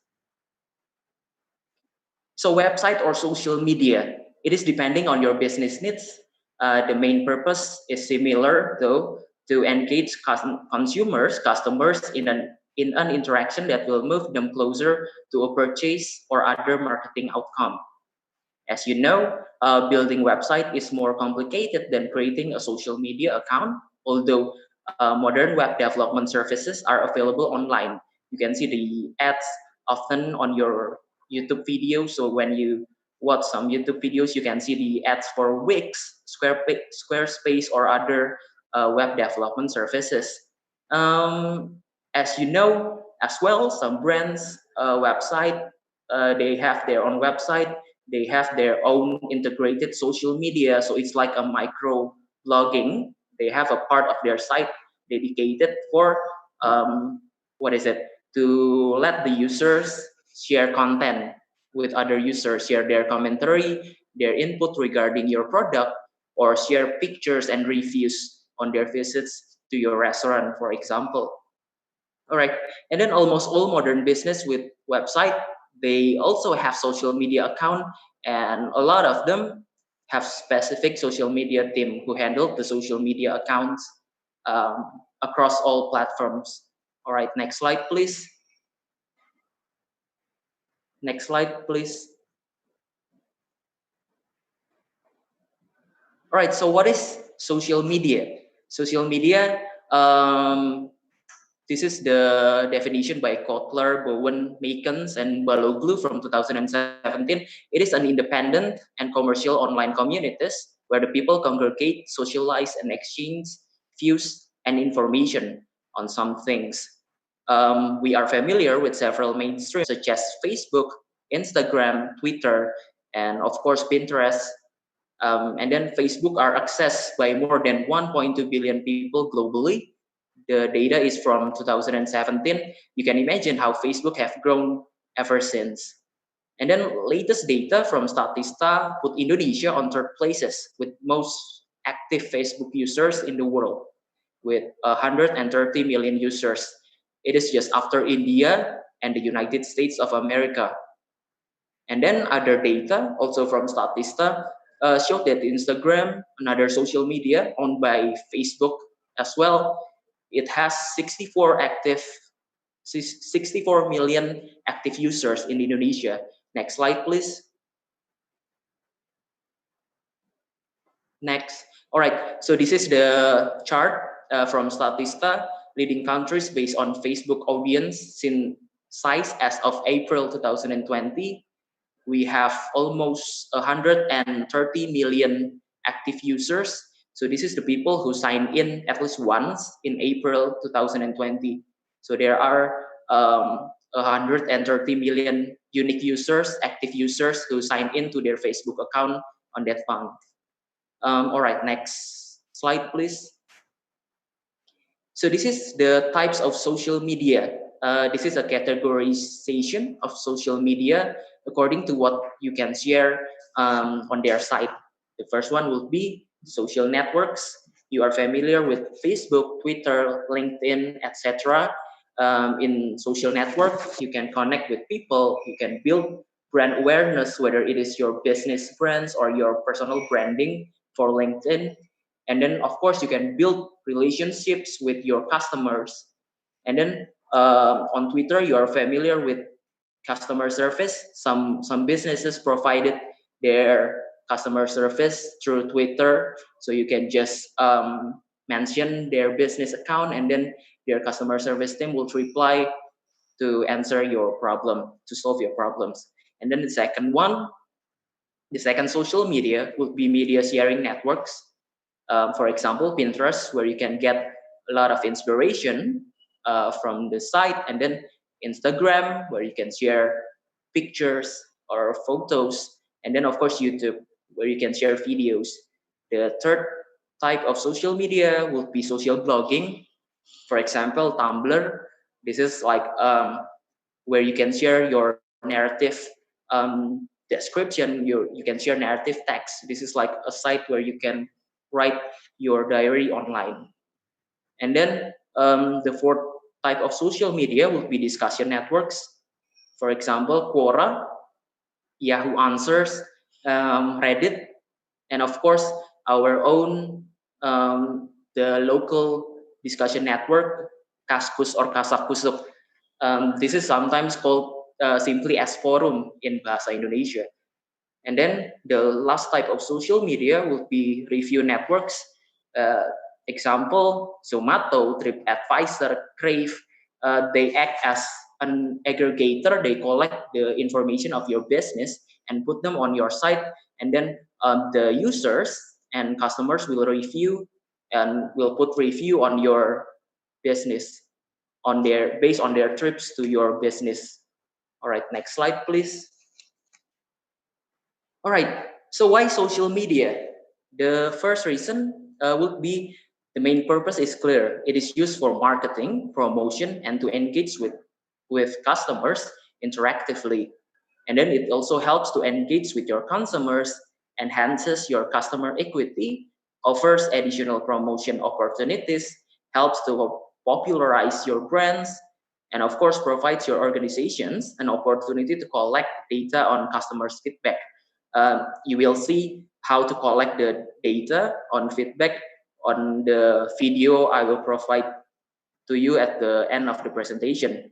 And of course, social media could generating EWOM, electronic word of mouth, to create buzz through users generated content, such as picture of your products, such as comment or input or reviews on your restaurant and your products. All right. What does a business usually post on social media, especially in this COVID-19? I've gathered some information. I forgot to put it on slide, but I will just read it out for you. Behind the scene videos on how they prepare for the post-crisis era, the post-pandemic era, and then they also post product pictures. They would like to remind you that the restaurant is still exists. You could see their product to make you impatient, to make the customers impatient to be back to your restaurant. And then also they reposted your user generated content and then provide infographic regarding on how to wear masks, for example, on how to wear face shield in a restaurant after the COVID-19 pandemic over. And then also they posted supporting messages or quotes. They also provide previews of restaurants. They will take a pic of their restaurants or their business to remind you guys that they will be there to after the pandemic's over. And then of course information regarding safety and health. All right, next slide please. All right, do we have tourism related social media? The answer is yes. It is typically a review networks type of social media. It is used to share review and commentary regarding tourist destination, hotel, or restaurant business. TripAdvisor is one of the largest social media specific for tourism related business. From the website, it lists more than 7 million locations worldwide with more than 490 million monthly active users. In Indonesia, one of the example would be Crave with 43,000 restaurants being listed and 3 million active users. Other example would be pergikuliner.com. All right, next slide, please. So this is what you can list on your TripAdvisor accounts. There are 4 types of business: hotels, restaurants, attractions, and vacation rentals. It is like an apartment with full service. So you rent a place, an apartment or a condominium, but with full service. And then TripAdvisor acts as an information aggregator. They put your business information on their pages, your contact, the operating hours, etc., your website address, and then the users can find your business information and then review their experience on your account, on your business in TripAdvisor. These generated user reviews will in turn help to create EWOM for the business, so they could affect decision making on the next tourist or the next customer for your business. All right, next slide, please. All right, have you guys ever heard about online food delivery aggregator? This is not a new trend, especially in Indonesia. This term might be quite new for some people, but let's check out the next slide, please.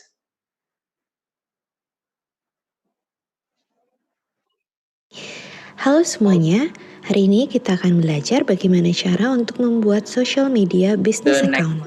Pada era digital saat ini, kita sudah diperlengkapi dengan... Where is my next slide, operator?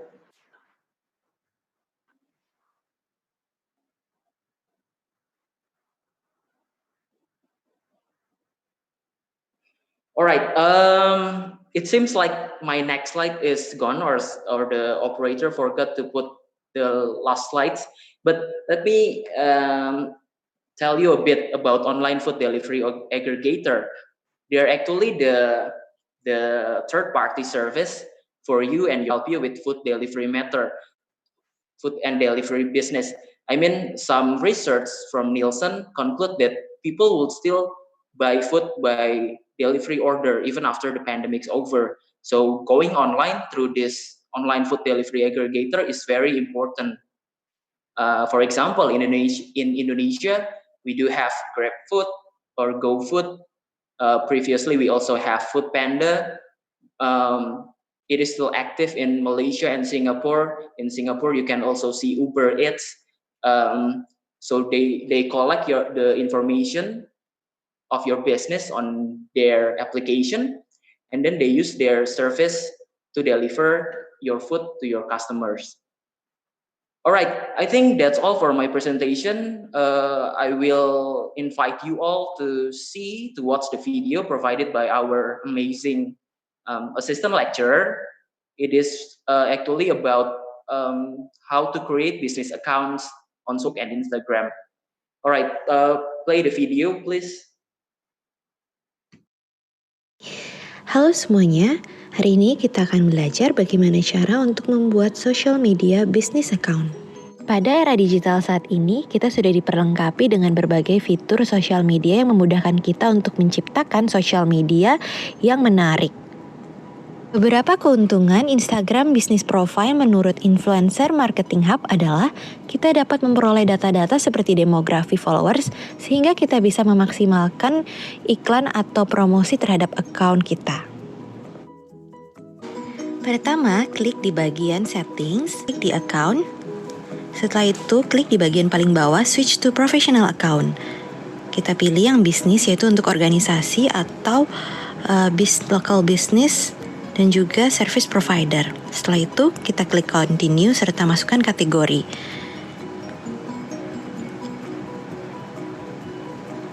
Misalnya kategorinya adalah sekolah atau university, maka kita bisa klik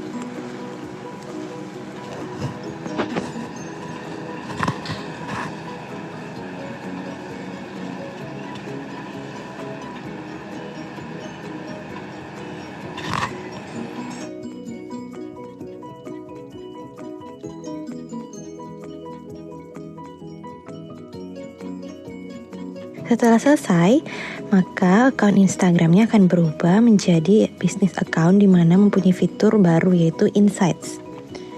Insights adalah beberapa data-data yang dapat kita lihat dan kita telusuri mengenai akun Instagram kita. Misalnya seperti jam atau hari mana yang paling aktif, di mana followers mengambil action pada Instagram kita seperti melihat, like, lalu akan terlihat lokasi dari pengunjung akun Instagramnya, serta range usia yang mengakses serta gendernya. Informasi ini sangat berguna bagi pemilik Instagram account untuk bisa menentukan target pasar serta juga kapan bisa mengupload konten. Misalnya seperti pada saat ini post insight-nya terdapat beberapa informasi seperti beberapa orang yang memforward-nya, lalu beberapa orang yang men-save-nya. Tampilan ini tidak dapat ditemukan pada akun Instagram biasa. Berikut ada cara untuk membuat laman pada Facebook. Pertama, kita buat halaman dengan memasukkan beberapa detail yang dibutuhkan.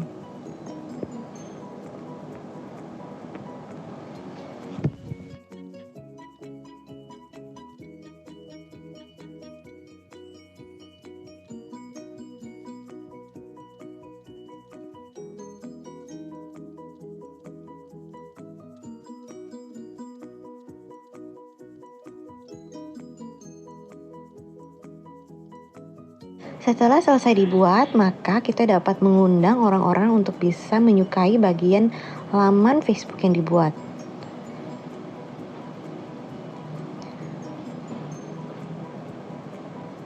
Jika kita membuat laman di Facebook, maka kita dapat memperoleh informasi seperti insight, yaitu interaksi dari para pengunjung yang mengunjungi bagian laman kita, seperti berapa banyak orang yang like, berapa banyak orang yang melihat, serta kita juga bisa mempromosikan laman Facebook ini agar dapat lebih dijangkau oleh banyak orang. Dengan juga biaya yang perlu dikeluarkan untuk bisa mempromosikan laman Facebook. Terdapat perakiraan hasil harian, yaitu orang-orang yang dijangkau atau klik tautan, serta pemirsa yang bisa melihat. Hal ini dapat diatur sesuai dengan preferensi pemilik laman Facebook. Tentu saja berguna jika kita mempunyai laman Facebook yang ingin kita promosikan kepada jumlah publik yang lebih luas. Terdapat beberapa tombol-tombol yang bisa ditambahkan pada laman Facebook. Tentu saja laman Facebook kita pasti akan lebih di-upgrade dengan baik, dengan bisa melihat interaksi yang pada postingan, serta kita bisa melihat banyaknya orang yang bisa mengakses bagian Facebook kita. Dan tentunya fitur ini tidak dapat digunakan jika menggunakan account biasa.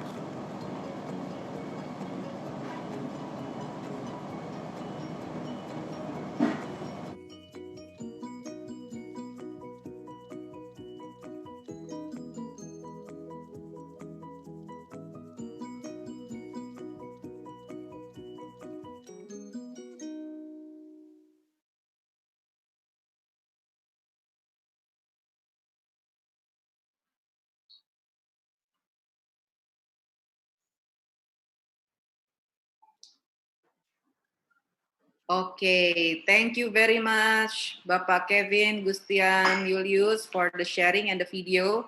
Let's give Pak Kevin a big round of applause.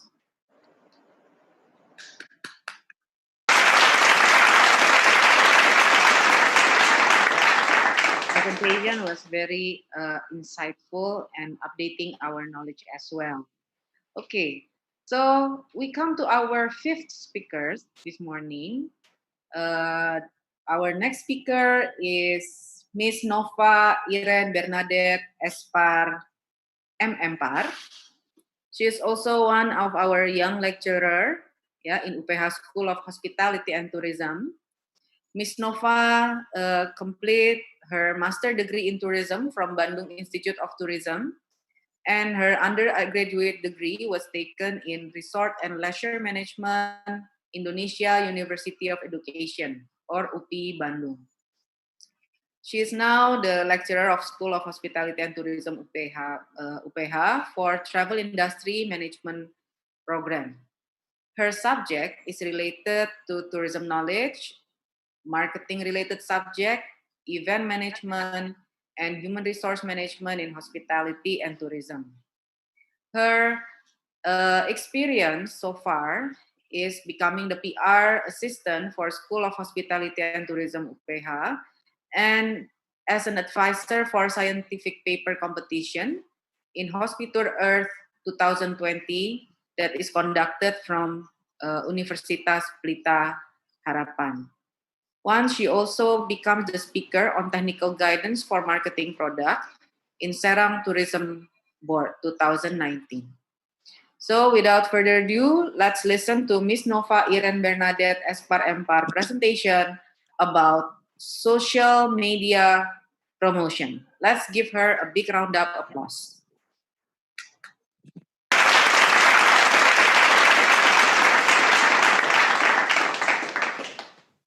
Okay, thank you, Ma'am Dina. Good afternoon, participants. I hope we are still excited for this last session of today's webinar. Those who are still listening, let's raise our hands for a virtual claps or thumbs up. Thank you. Next, please. This afternoon, I'll share about social media promotion. Provide a lot of insight on digital marketing. So I will share specifically on social media promotion. This is the era where we are forced to adapt to digitalization. X and Y generation is the highest target of our tourism market and also is the always connected travelers. This means they will always be connected through mobile application or devices all the time. Next, please. Okay. Social media promotion is part of digital marketing, which purpose is to target the market through posts and campaign in social media platform. There are many free social media platforms that can be effectively utilized to help with the promotion activities. Around 130 million population in Indonesia are using social media actively. And they spend 3 to 4 hours in a day in social media. So there are plenty of chance to promote in social media. Well, based on the mentioned facts, tourism products needs to adapt to digital trend, especially in the utilization of social media promotion. Next, please. Okay, social media has been part of our daily life, even to the point that we check our social media first thing in the morning, as we just woken up. So I need to tell about what is social media. Social media is online media that can be easily used to participate, uh, share, and create content. And then social media is part of digital platform, but not all of the digital platform is called social media. There are two characteristics of social media. First is allow some form of participation. For example, creating profile or adding a friend. And is interaction involvement. For example, photos or video sharing. Next, please. And then social media highly affects the process of travelers planning. There are 3 steps in travel planning. The first one is pre-trip phase, during trip phase, and post-trip phase. Social media is always takes part in all of these 3 phases, especially when the target market is X and Y generation. Next, please. In this phase, tourists use the social media to search for information on the destination, accommodation for their trip. Next, please. Next, on this, tourists will use the social media to share their trips moments. Next, please.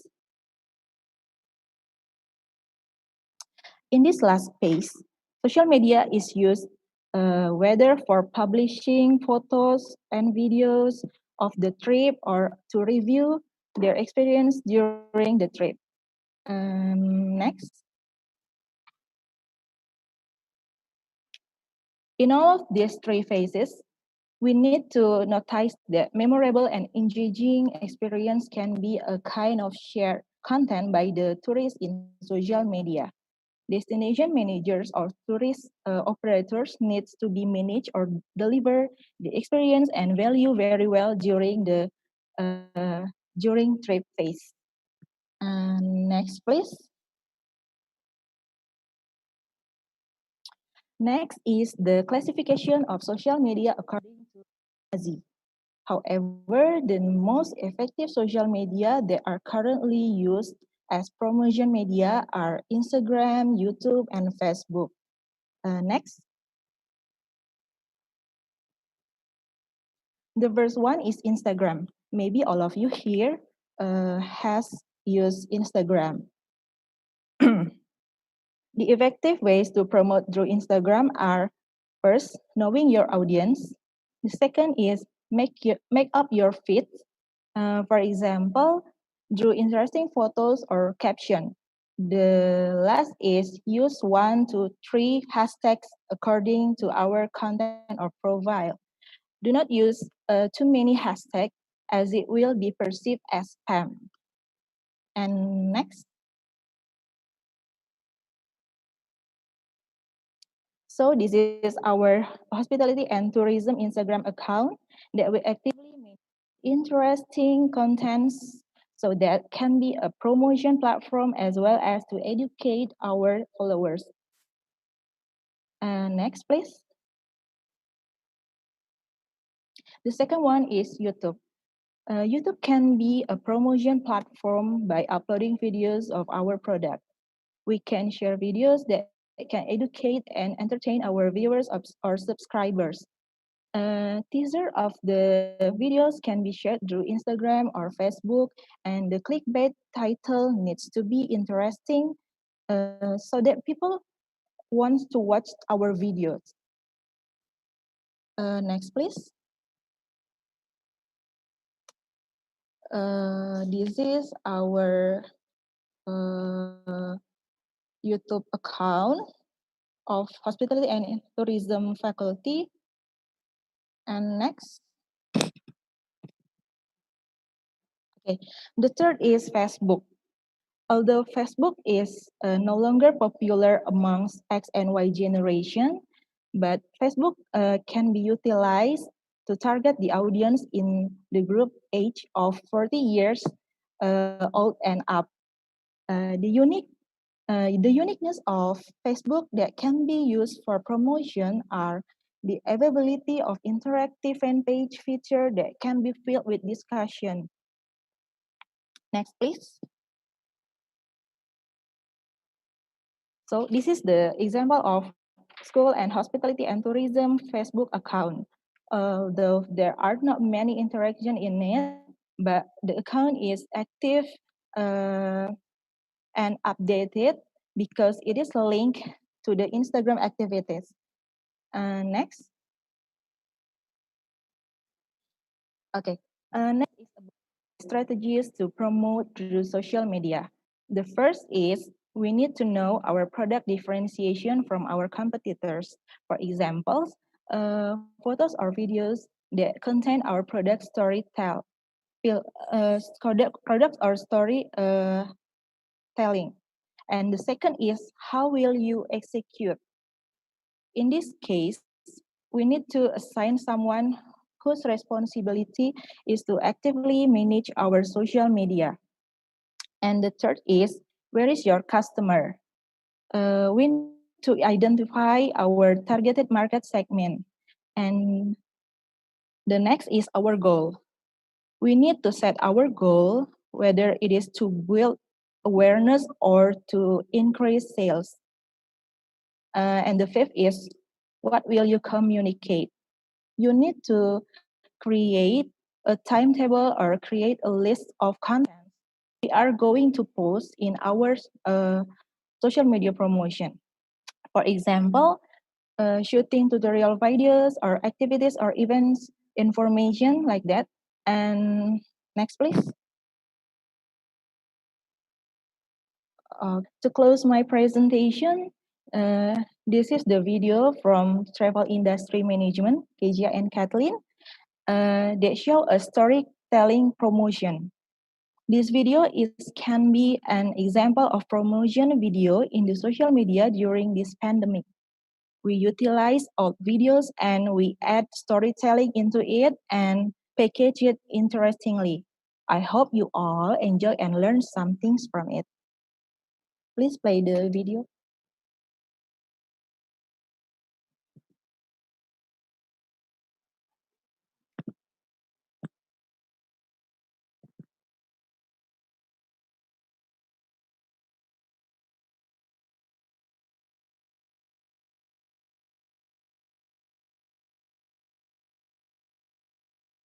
Hello?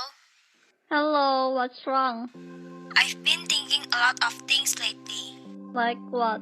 You know, when we were still in campus? I wish those times too. Do you remember our first trip to Cirebon? Yeah, I remember that we colored wayang and learned how to make batik. We also learned about coffee making in Cirebon. It was very hot that day. Yes, it was. After that, we went to Gua Sinyaragi and Kraton Kasepuhan as our last destination, where we learned about the history of Cirebon's kingdom. Yes, we learned a lot about Indonesia culture in Cirebon. How about our trip to Ciletu? It was very fun and memorable, right?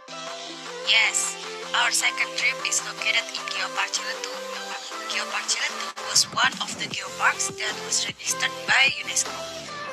We went to places with beautiful scenery like Curug Cimarinjung, Curug Todong, Curug Cikante, Bukit Panenjoan, Palambang Beach, and Puncak Dharma. Where do you think our next trip will be? From what I heard, for our next trip we will go to Bali. Unfortunately, we cannot go to Bali this year because of the pandemic. I watched the video from our seniors, and if there's no pandemic, we will do some activities for there like cycling, making cocktails, and watch Kecak dance. We also visited Kusamba Beach. Do you know where Kusamba Beach is? I think Kusamba Beach is located in Desa Kusamba. It is known for its high potential in producing salt. Our seniors went there before to watch the process of making high-quality salt in a traditional way. Such a shame you won't get that chance. How about our last trip? I saw in one of our seniors' video where they went to an island and stayed there for a while. Do you know where that island is? It is located in East Nusa Tenggara, which is known as Labuan Bajo. In Labuan Bajo, we could go trekking in Padar Island, snorkeling in Pink Beach, visit the Komodo National Park and see the living dragon. We will go to Wairebo, a traditional village that still upholds their culture. Wow, I wish we can go there too. I really hope the pandemic will end soon, so that we can go back to our travel activities together with our friends and lecturers. We need to be patient for the situation, okay? All we have to do is to stay at home and stay healthy. Okay, thank you for listening to me, Kathleen. I hope we can meet again soon in the near future. Bye-bye. I hope so too. Bye-bye. Okay, that's all for me. Thank you for all your participations. And I hope you can learn from all of my presentation and videos. And I will return the platform to our moderator, Ma'am Dina. Okay, thank you very much, Ms. Nova, for a very insightful presentation. And to all of the speakers this morning, let's give them one round of applause, virtual and real applause.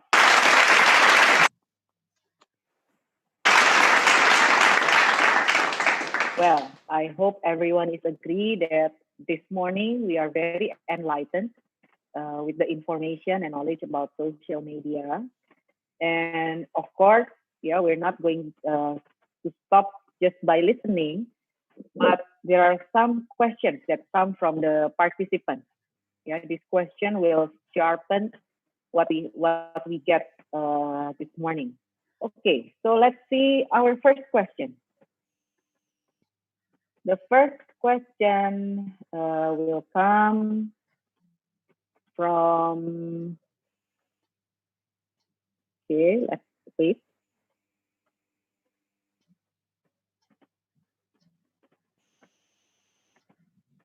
I hope every speaker is ready.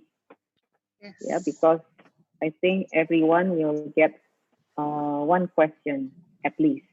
Yeah. First, from Miss Amelia, Pamulang University, to Mr. Regan Bryan. Yeah. Do you have any tips on digital marketing strategies for tourism business? Okay. So that is for Mr. Regan. So the committee, please, I think before Mr. Regan Bryan is answering the question, let's see the next question for every speaker. So while Mr. Regan Bryan is giving his answer, the other can also prepare the answer. Can the committee show the PPT of the question, please? Share the slideshow again. Okay, this is the first question for Mr. Regan Bryan. So the next question. The next question, please. Yeah, this is from Melissa to Miss Sandra Maleaki, I believe. Yeah. Well, this is also a challenge. Yeah, when we are using technology, sometimes some uncontrollable things happen, but we have to be prepared. Okay. So as explained earlier, posting on social media can also be a boomerang for us. Then to make a good caption, how to avoid things like that? Okay. Well, Ibu Sandra, I think you can read this question. Okay, definitely. Okay. Next.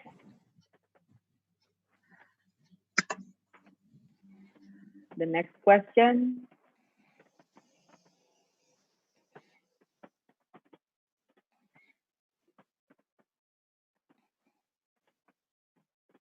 Okay, this is from Nurma, from SMA Tangerang to Miss Julita Den, Fpar.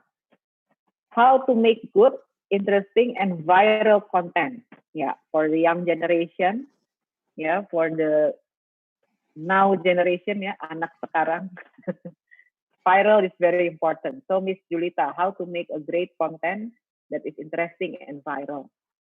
Okay, next question. Next question from Miss Sylvia Runtu, Binus International University, for Mr. Kevin J. Julius. What do you think are the most important steps we should consider? First, to open a business in order to reach more insights in social media. For example, if we want to open a restaurant. Okay, so that is the question for Pak Kevin. The next question for Miss Nova Irene Bernadette. Okay, from the examples video that was shown previously, what should be considered in making a promotional video that contains storytelling? Yeah, so this is about storytelling video. Okay, so I believe all of the presenter or the speaker already read the question. So I now will give the time to Bapak Regan Bryan to answer the question. Please, Pak Regan. Okay, thank you, Ma'am Dina, for the question about tips on digital marketing strategies in tourism business to Miss Amelia, Pamulang University.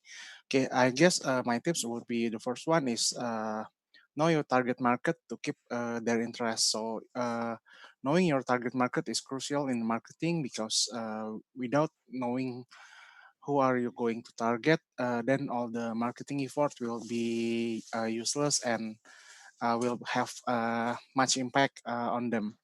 The second one is use the right vehicles, such as type of social media, web, or any digital media, because its target have different preferences of social media.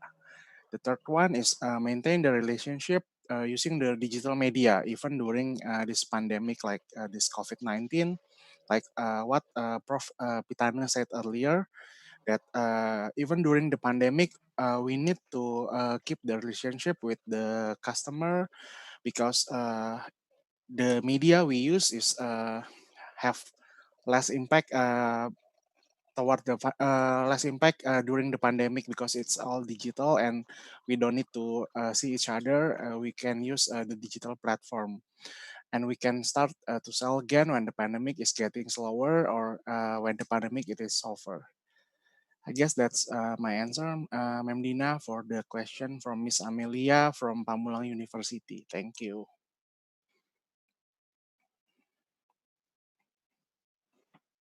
Okay, thank you, Paregan. So that is the answer about the strategy, yeah, for digital marketing for tourism. Okay, so the next question to Ibu Sandra. Please, Ibu Sandra, please answer the Yes. question. Okay. Thank you, Budina, for the question by Melissa. Hi, Melissa, are you there? Yeah. So this question is about because we don't want our language to be boomerang, we have to be able to categorize the social media platform so to suit our needs. For example, for LinkedIn, that is for professional. Perhaps for the millennial generation, you don't need LinkedIn right now, but you use Instagram a lot. So your language can be very social, very gaul like that. Yeah, but you have to be able to understand the meaning of for the language. For example, you use foreign language, you have to be knowledgeable to know the meaning of that language. That's why the readers won't be misunderstand. Thank you, Budina. Okay, thank you, Ibu Sandra. So this is about how we have to be very careful, yeah, in Yes. our language, yeah. Absolutely. Okay. What you say? What, Bu Sandra? Your finger is your. My fingers is our fingers is our tiger right now. Our finger is our tiger. So be careful. Yes, exactly. Thank you. Okay. The next question that goes to Miss Julita. Okay, Miss Julita, can you share the tips how to make a good, interesting, and viral content? Oke, saya akan jawab dengan bahasa Indonesia ya, Mem Dina. Jadi kalau menurut saya, pertama sesuaikan antara gambar dan tulisan. Jadi kita bisa cuman pakai gambar ataupun cuma pakai warna, hanya pakai warna. Namun perlu perhatikan bahwa setiap desain yang kita gunakan itu harus seimbang antara tulisan dan gambarnya. Jangan terlalu overload gambar, tapi juga jangan terlalu banyak teksnya. Nanti orang-orang juga akan pasti ngelihatnya tuh tidak menarik. Lalu bisa juga gunakan, ada istilah namanya infografis. Nanti Saudari Nurma bisa cari. Infografis itu adalah digunakan untuk menyampaikan poin-poin yang disampaikan secara ringkas dan secara menarik. Terus semua unsur yang dalam infografis itu seperti teks, ikon, gambar, atau animasi bisa jadi penyampaian alat penyampaian yang menarik untuk dilihat dan juga untuk bisa jadi mungkin viral. Demikian jawaban dari saya. Terima kasih. Okay, thank you, Miss Julita. So that is how to make viral content. If I may add, perhaps, if you want to make a viral content, usually the viral content will be something that is unusual. So you make like a paradox or I don't know, I'm not the expert on this. Tapi biasanya kalau yang berbeda itu akan jadi viral, gitu ya. Biasanya seperti itu. Karena mungkin kalau audience atau netizen itu senang sesuatu yang di luar kebiasaan, gitu ya. Baik. Let's go to the next question. From Miss Sylvia Runtu to Pak Kevin, what do you think are the most important steps we should consider? First, to open a business in order to reach more insight in social media. Yeah, for example, if we want to open a restaurant. Pak Kevin? All right, thank you, Ma'am Dina. Thank you, Miss Sylvia from Binus International University. I would like to try to answer your question. First of all, we cannot forget the basic steps of creating a feasibility study for a business. Of course, you cannot forget to check the STP of your market, the segmentation, the targeting, and the positioning of your business in the community. And of course, you have to create an organizational and financial planning. And then I would like to say that you have to check your 8 P of your marketing mix. So in the tourism business, in tourism industry or F&B related business, we actually have 8 P. So not only 4 P of marketing mix. And then just like Prof. Pitana said in his presentation, we have to promote not intensively, not rigorously, but we have to empathize with the people. This is one of the most important step. For example, I just got an email from my HR that one of the uh, beverage outlet will provide free drinks for the staff tomorrow. So be like that. I mean, empathize with the condition of your market, not only promoting intensively through social media, but share what you can do, what you expect people to do in this pandemic. All right, thank you, Ma'am Dina. Okay, thank you, Pak Kevin, for answering the question. Well, we are proceeding to our next question. The question for Ms. Nova Iren.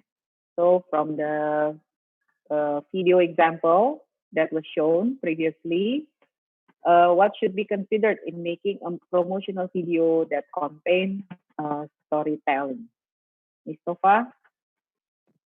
Okay, I will answer the questions from Tania. Everyone has a story to tell. A story has a strength to engage the audience, emotions, and a good story is able to capture the attention and interest, as well as to communicate its meaning and inspire its audience. But the important things in storytelling are first is persuasions, uh, to persuade or convince audience. And the second one is transparency, telling an honest story about our product. And the last is be authentic, a true original story about our product. I think that's it, Ma'am Dina. Thank you. Okay, thank you, Ms. Nova. So storytelling is very important. Yeah, I think what Professor Pitana shared in his presentation this morning about what now, what kind of promotion that we should do for Indonesia's tourism. Prof. Pitana said the best thing is not doing hard promotion, but on the other side, we'll do public relations, telling everyone what Indonesia tourism is doing now. Yes, that is storytelling. That we are preparing all the human resources on training on CHSE, yeah, clean, hygiene, safety, and experience, and then preparing the destination. Uh, tell the audience, tell the public, yeah, what we are doing. So that is what we can do now, storytelling. That is very relevant with the situation now. Okay, so I'm going to ask the committee, do we still have time for questions?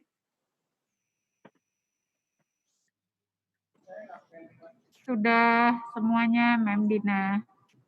Oh, okay. So I think we have to close the session because the time is up. So again, everyone, I hope everybody is still excited. So let's give applause, a very big applause to all of us this morning.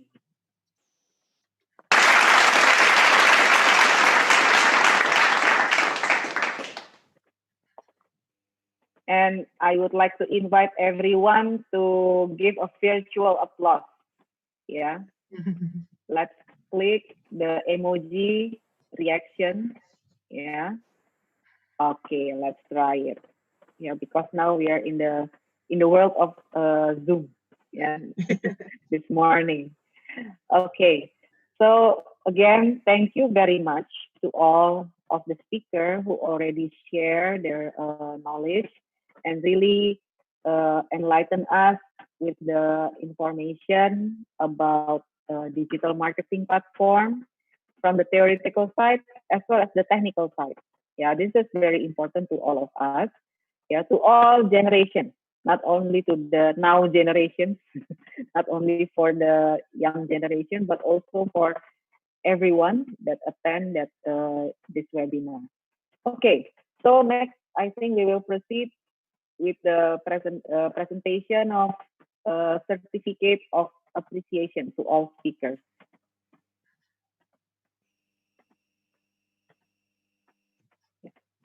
Okay.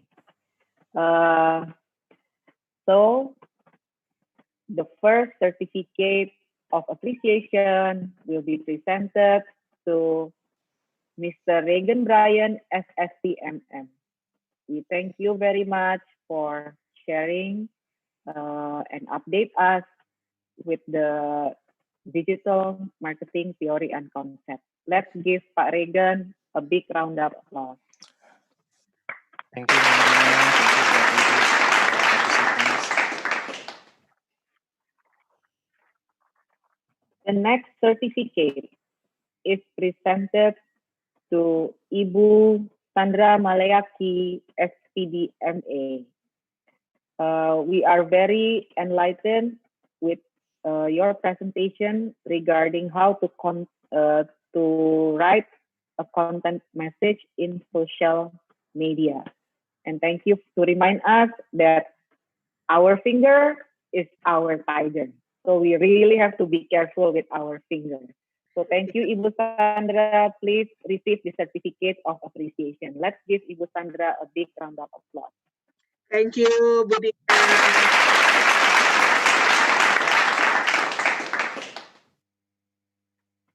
Okay, the next certificate of appreciation will be presented to our third speaker, Miss Julita Den Espar Empar. Miss Julita, we really appreciate that you all share us with the knowledge about how to develop the content design and also the layout in social media. We hope we can see you again in our next webinar. Thank you, Miss Julita. Let's give her a big round of applause. Thank you, Pelita.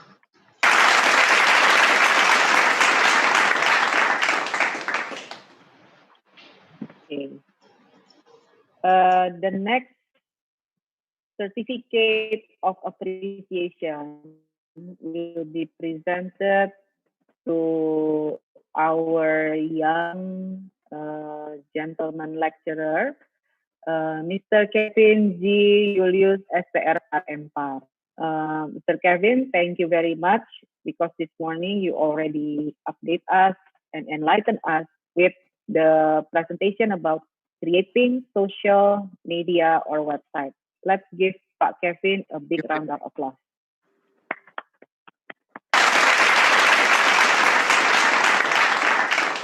Okay, and last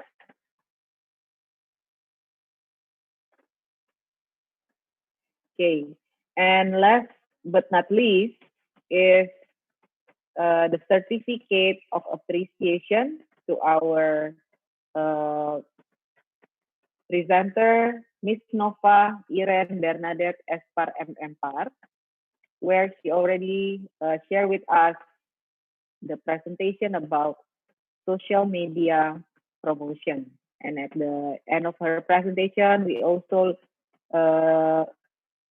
see the video about storytelling through social media. Thank you so much, Ms. Nova, for your presentation this morning. Let's give her a big round of applause.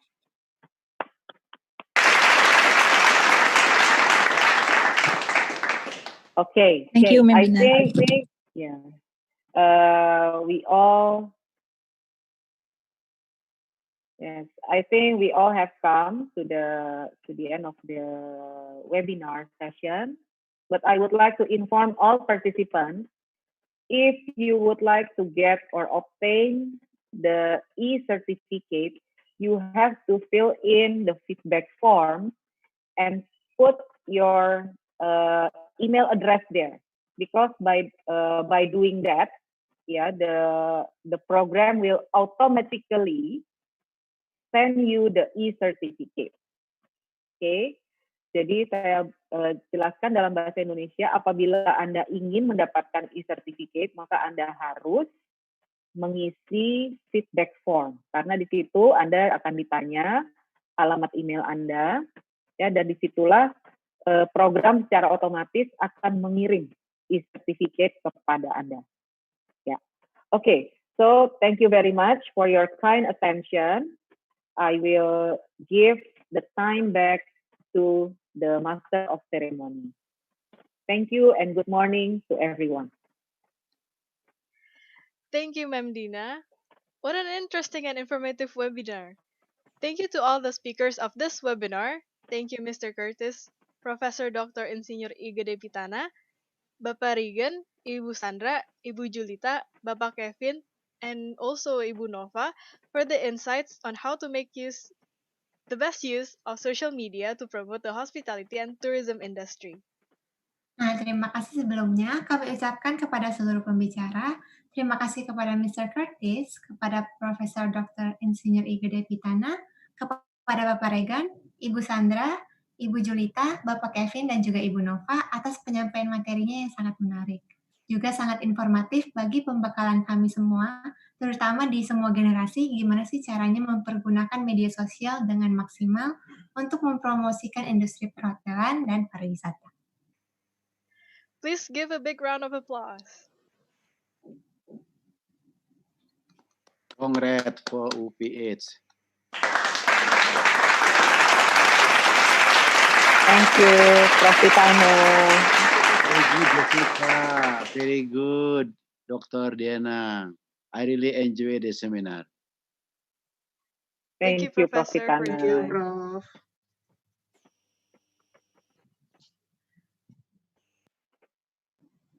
Yes, now we would like to remind everyone to fill a feedback form in order to get an e-certificate.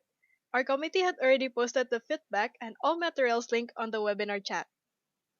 Kami menghimbau kembali kepada para peserta untuk mengisi form feedback agar mendapatkan e-certificate. Panitia kami telah mempost link untuk feedback dan semua materi dari sesi seminar hari ini di chat webinar.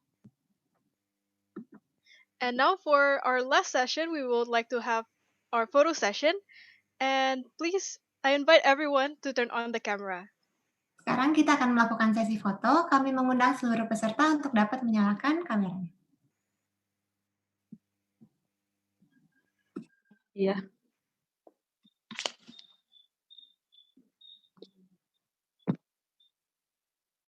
All right, everyone. The total of the pages are 33. So I will begin the first page, and please give your smile to the camera. I will count in 3, 2, 1, capture. The second page is, and I will count in 3, 2, 1. Okay. The third page.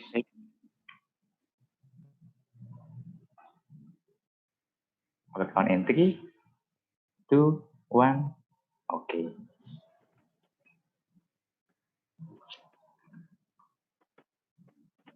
The fourth. 3, 2, 1, capture.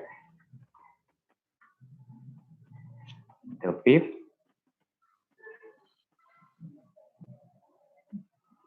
3, 2, 1, capture.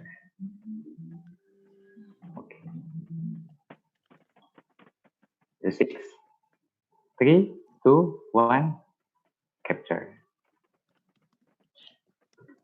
The 7 page, 3, 2, 1.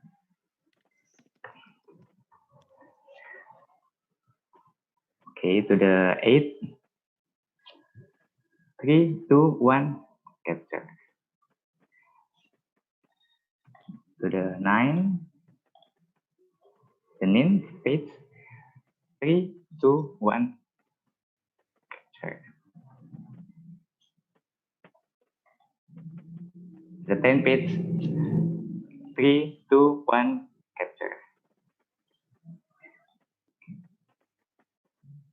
Next page, 3, 2, 1, capture.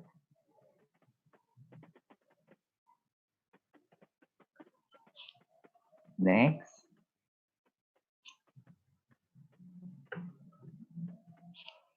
Okay, the 13.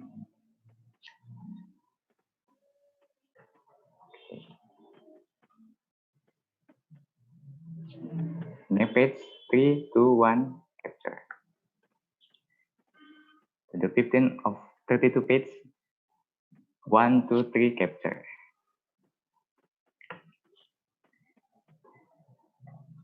Next, 16, 1, 2, 3, capture. Next page, 1, 2, 3, capture.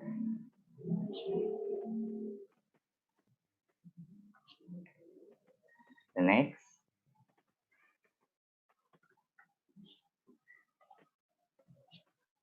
okay, 10 more pages, 1, 2, 3, capture.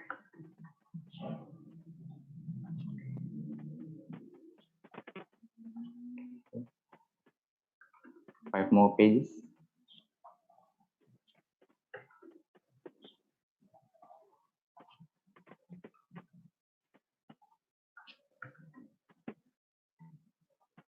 Three more pages.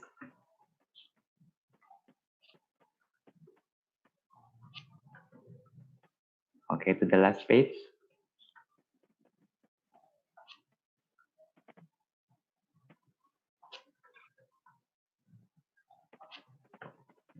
All right, that's all about it. Thank you everyone for your attention. I will give it back to the MC. To the documentation team. And before we end this webinar, let us gather in a prayer, and the prayer will be led in Christian, the rest may follow. Sebelum kita mengakhiri webinar pada hari ini, mari kita bersatu di dalam doa. Doa akan dipimpin secara Kristiani yang lain harap menyelesaikan. Tuhan, terima kasih Tuhan, kami pada akhirnya sampai kepada akhir acara dari webinar pada hari ini. Tuhan, Kau berkati agar para pembicara yang telah menyampaikan materinya, Tuhan, Kau berkati, dan juga para peserta partisipan webinar pada hari ini. Semoga webinar pada hari ini bisa bermanfaat buat kami semua. Terima kasih Tuhan atas berkat-Mu. Amin.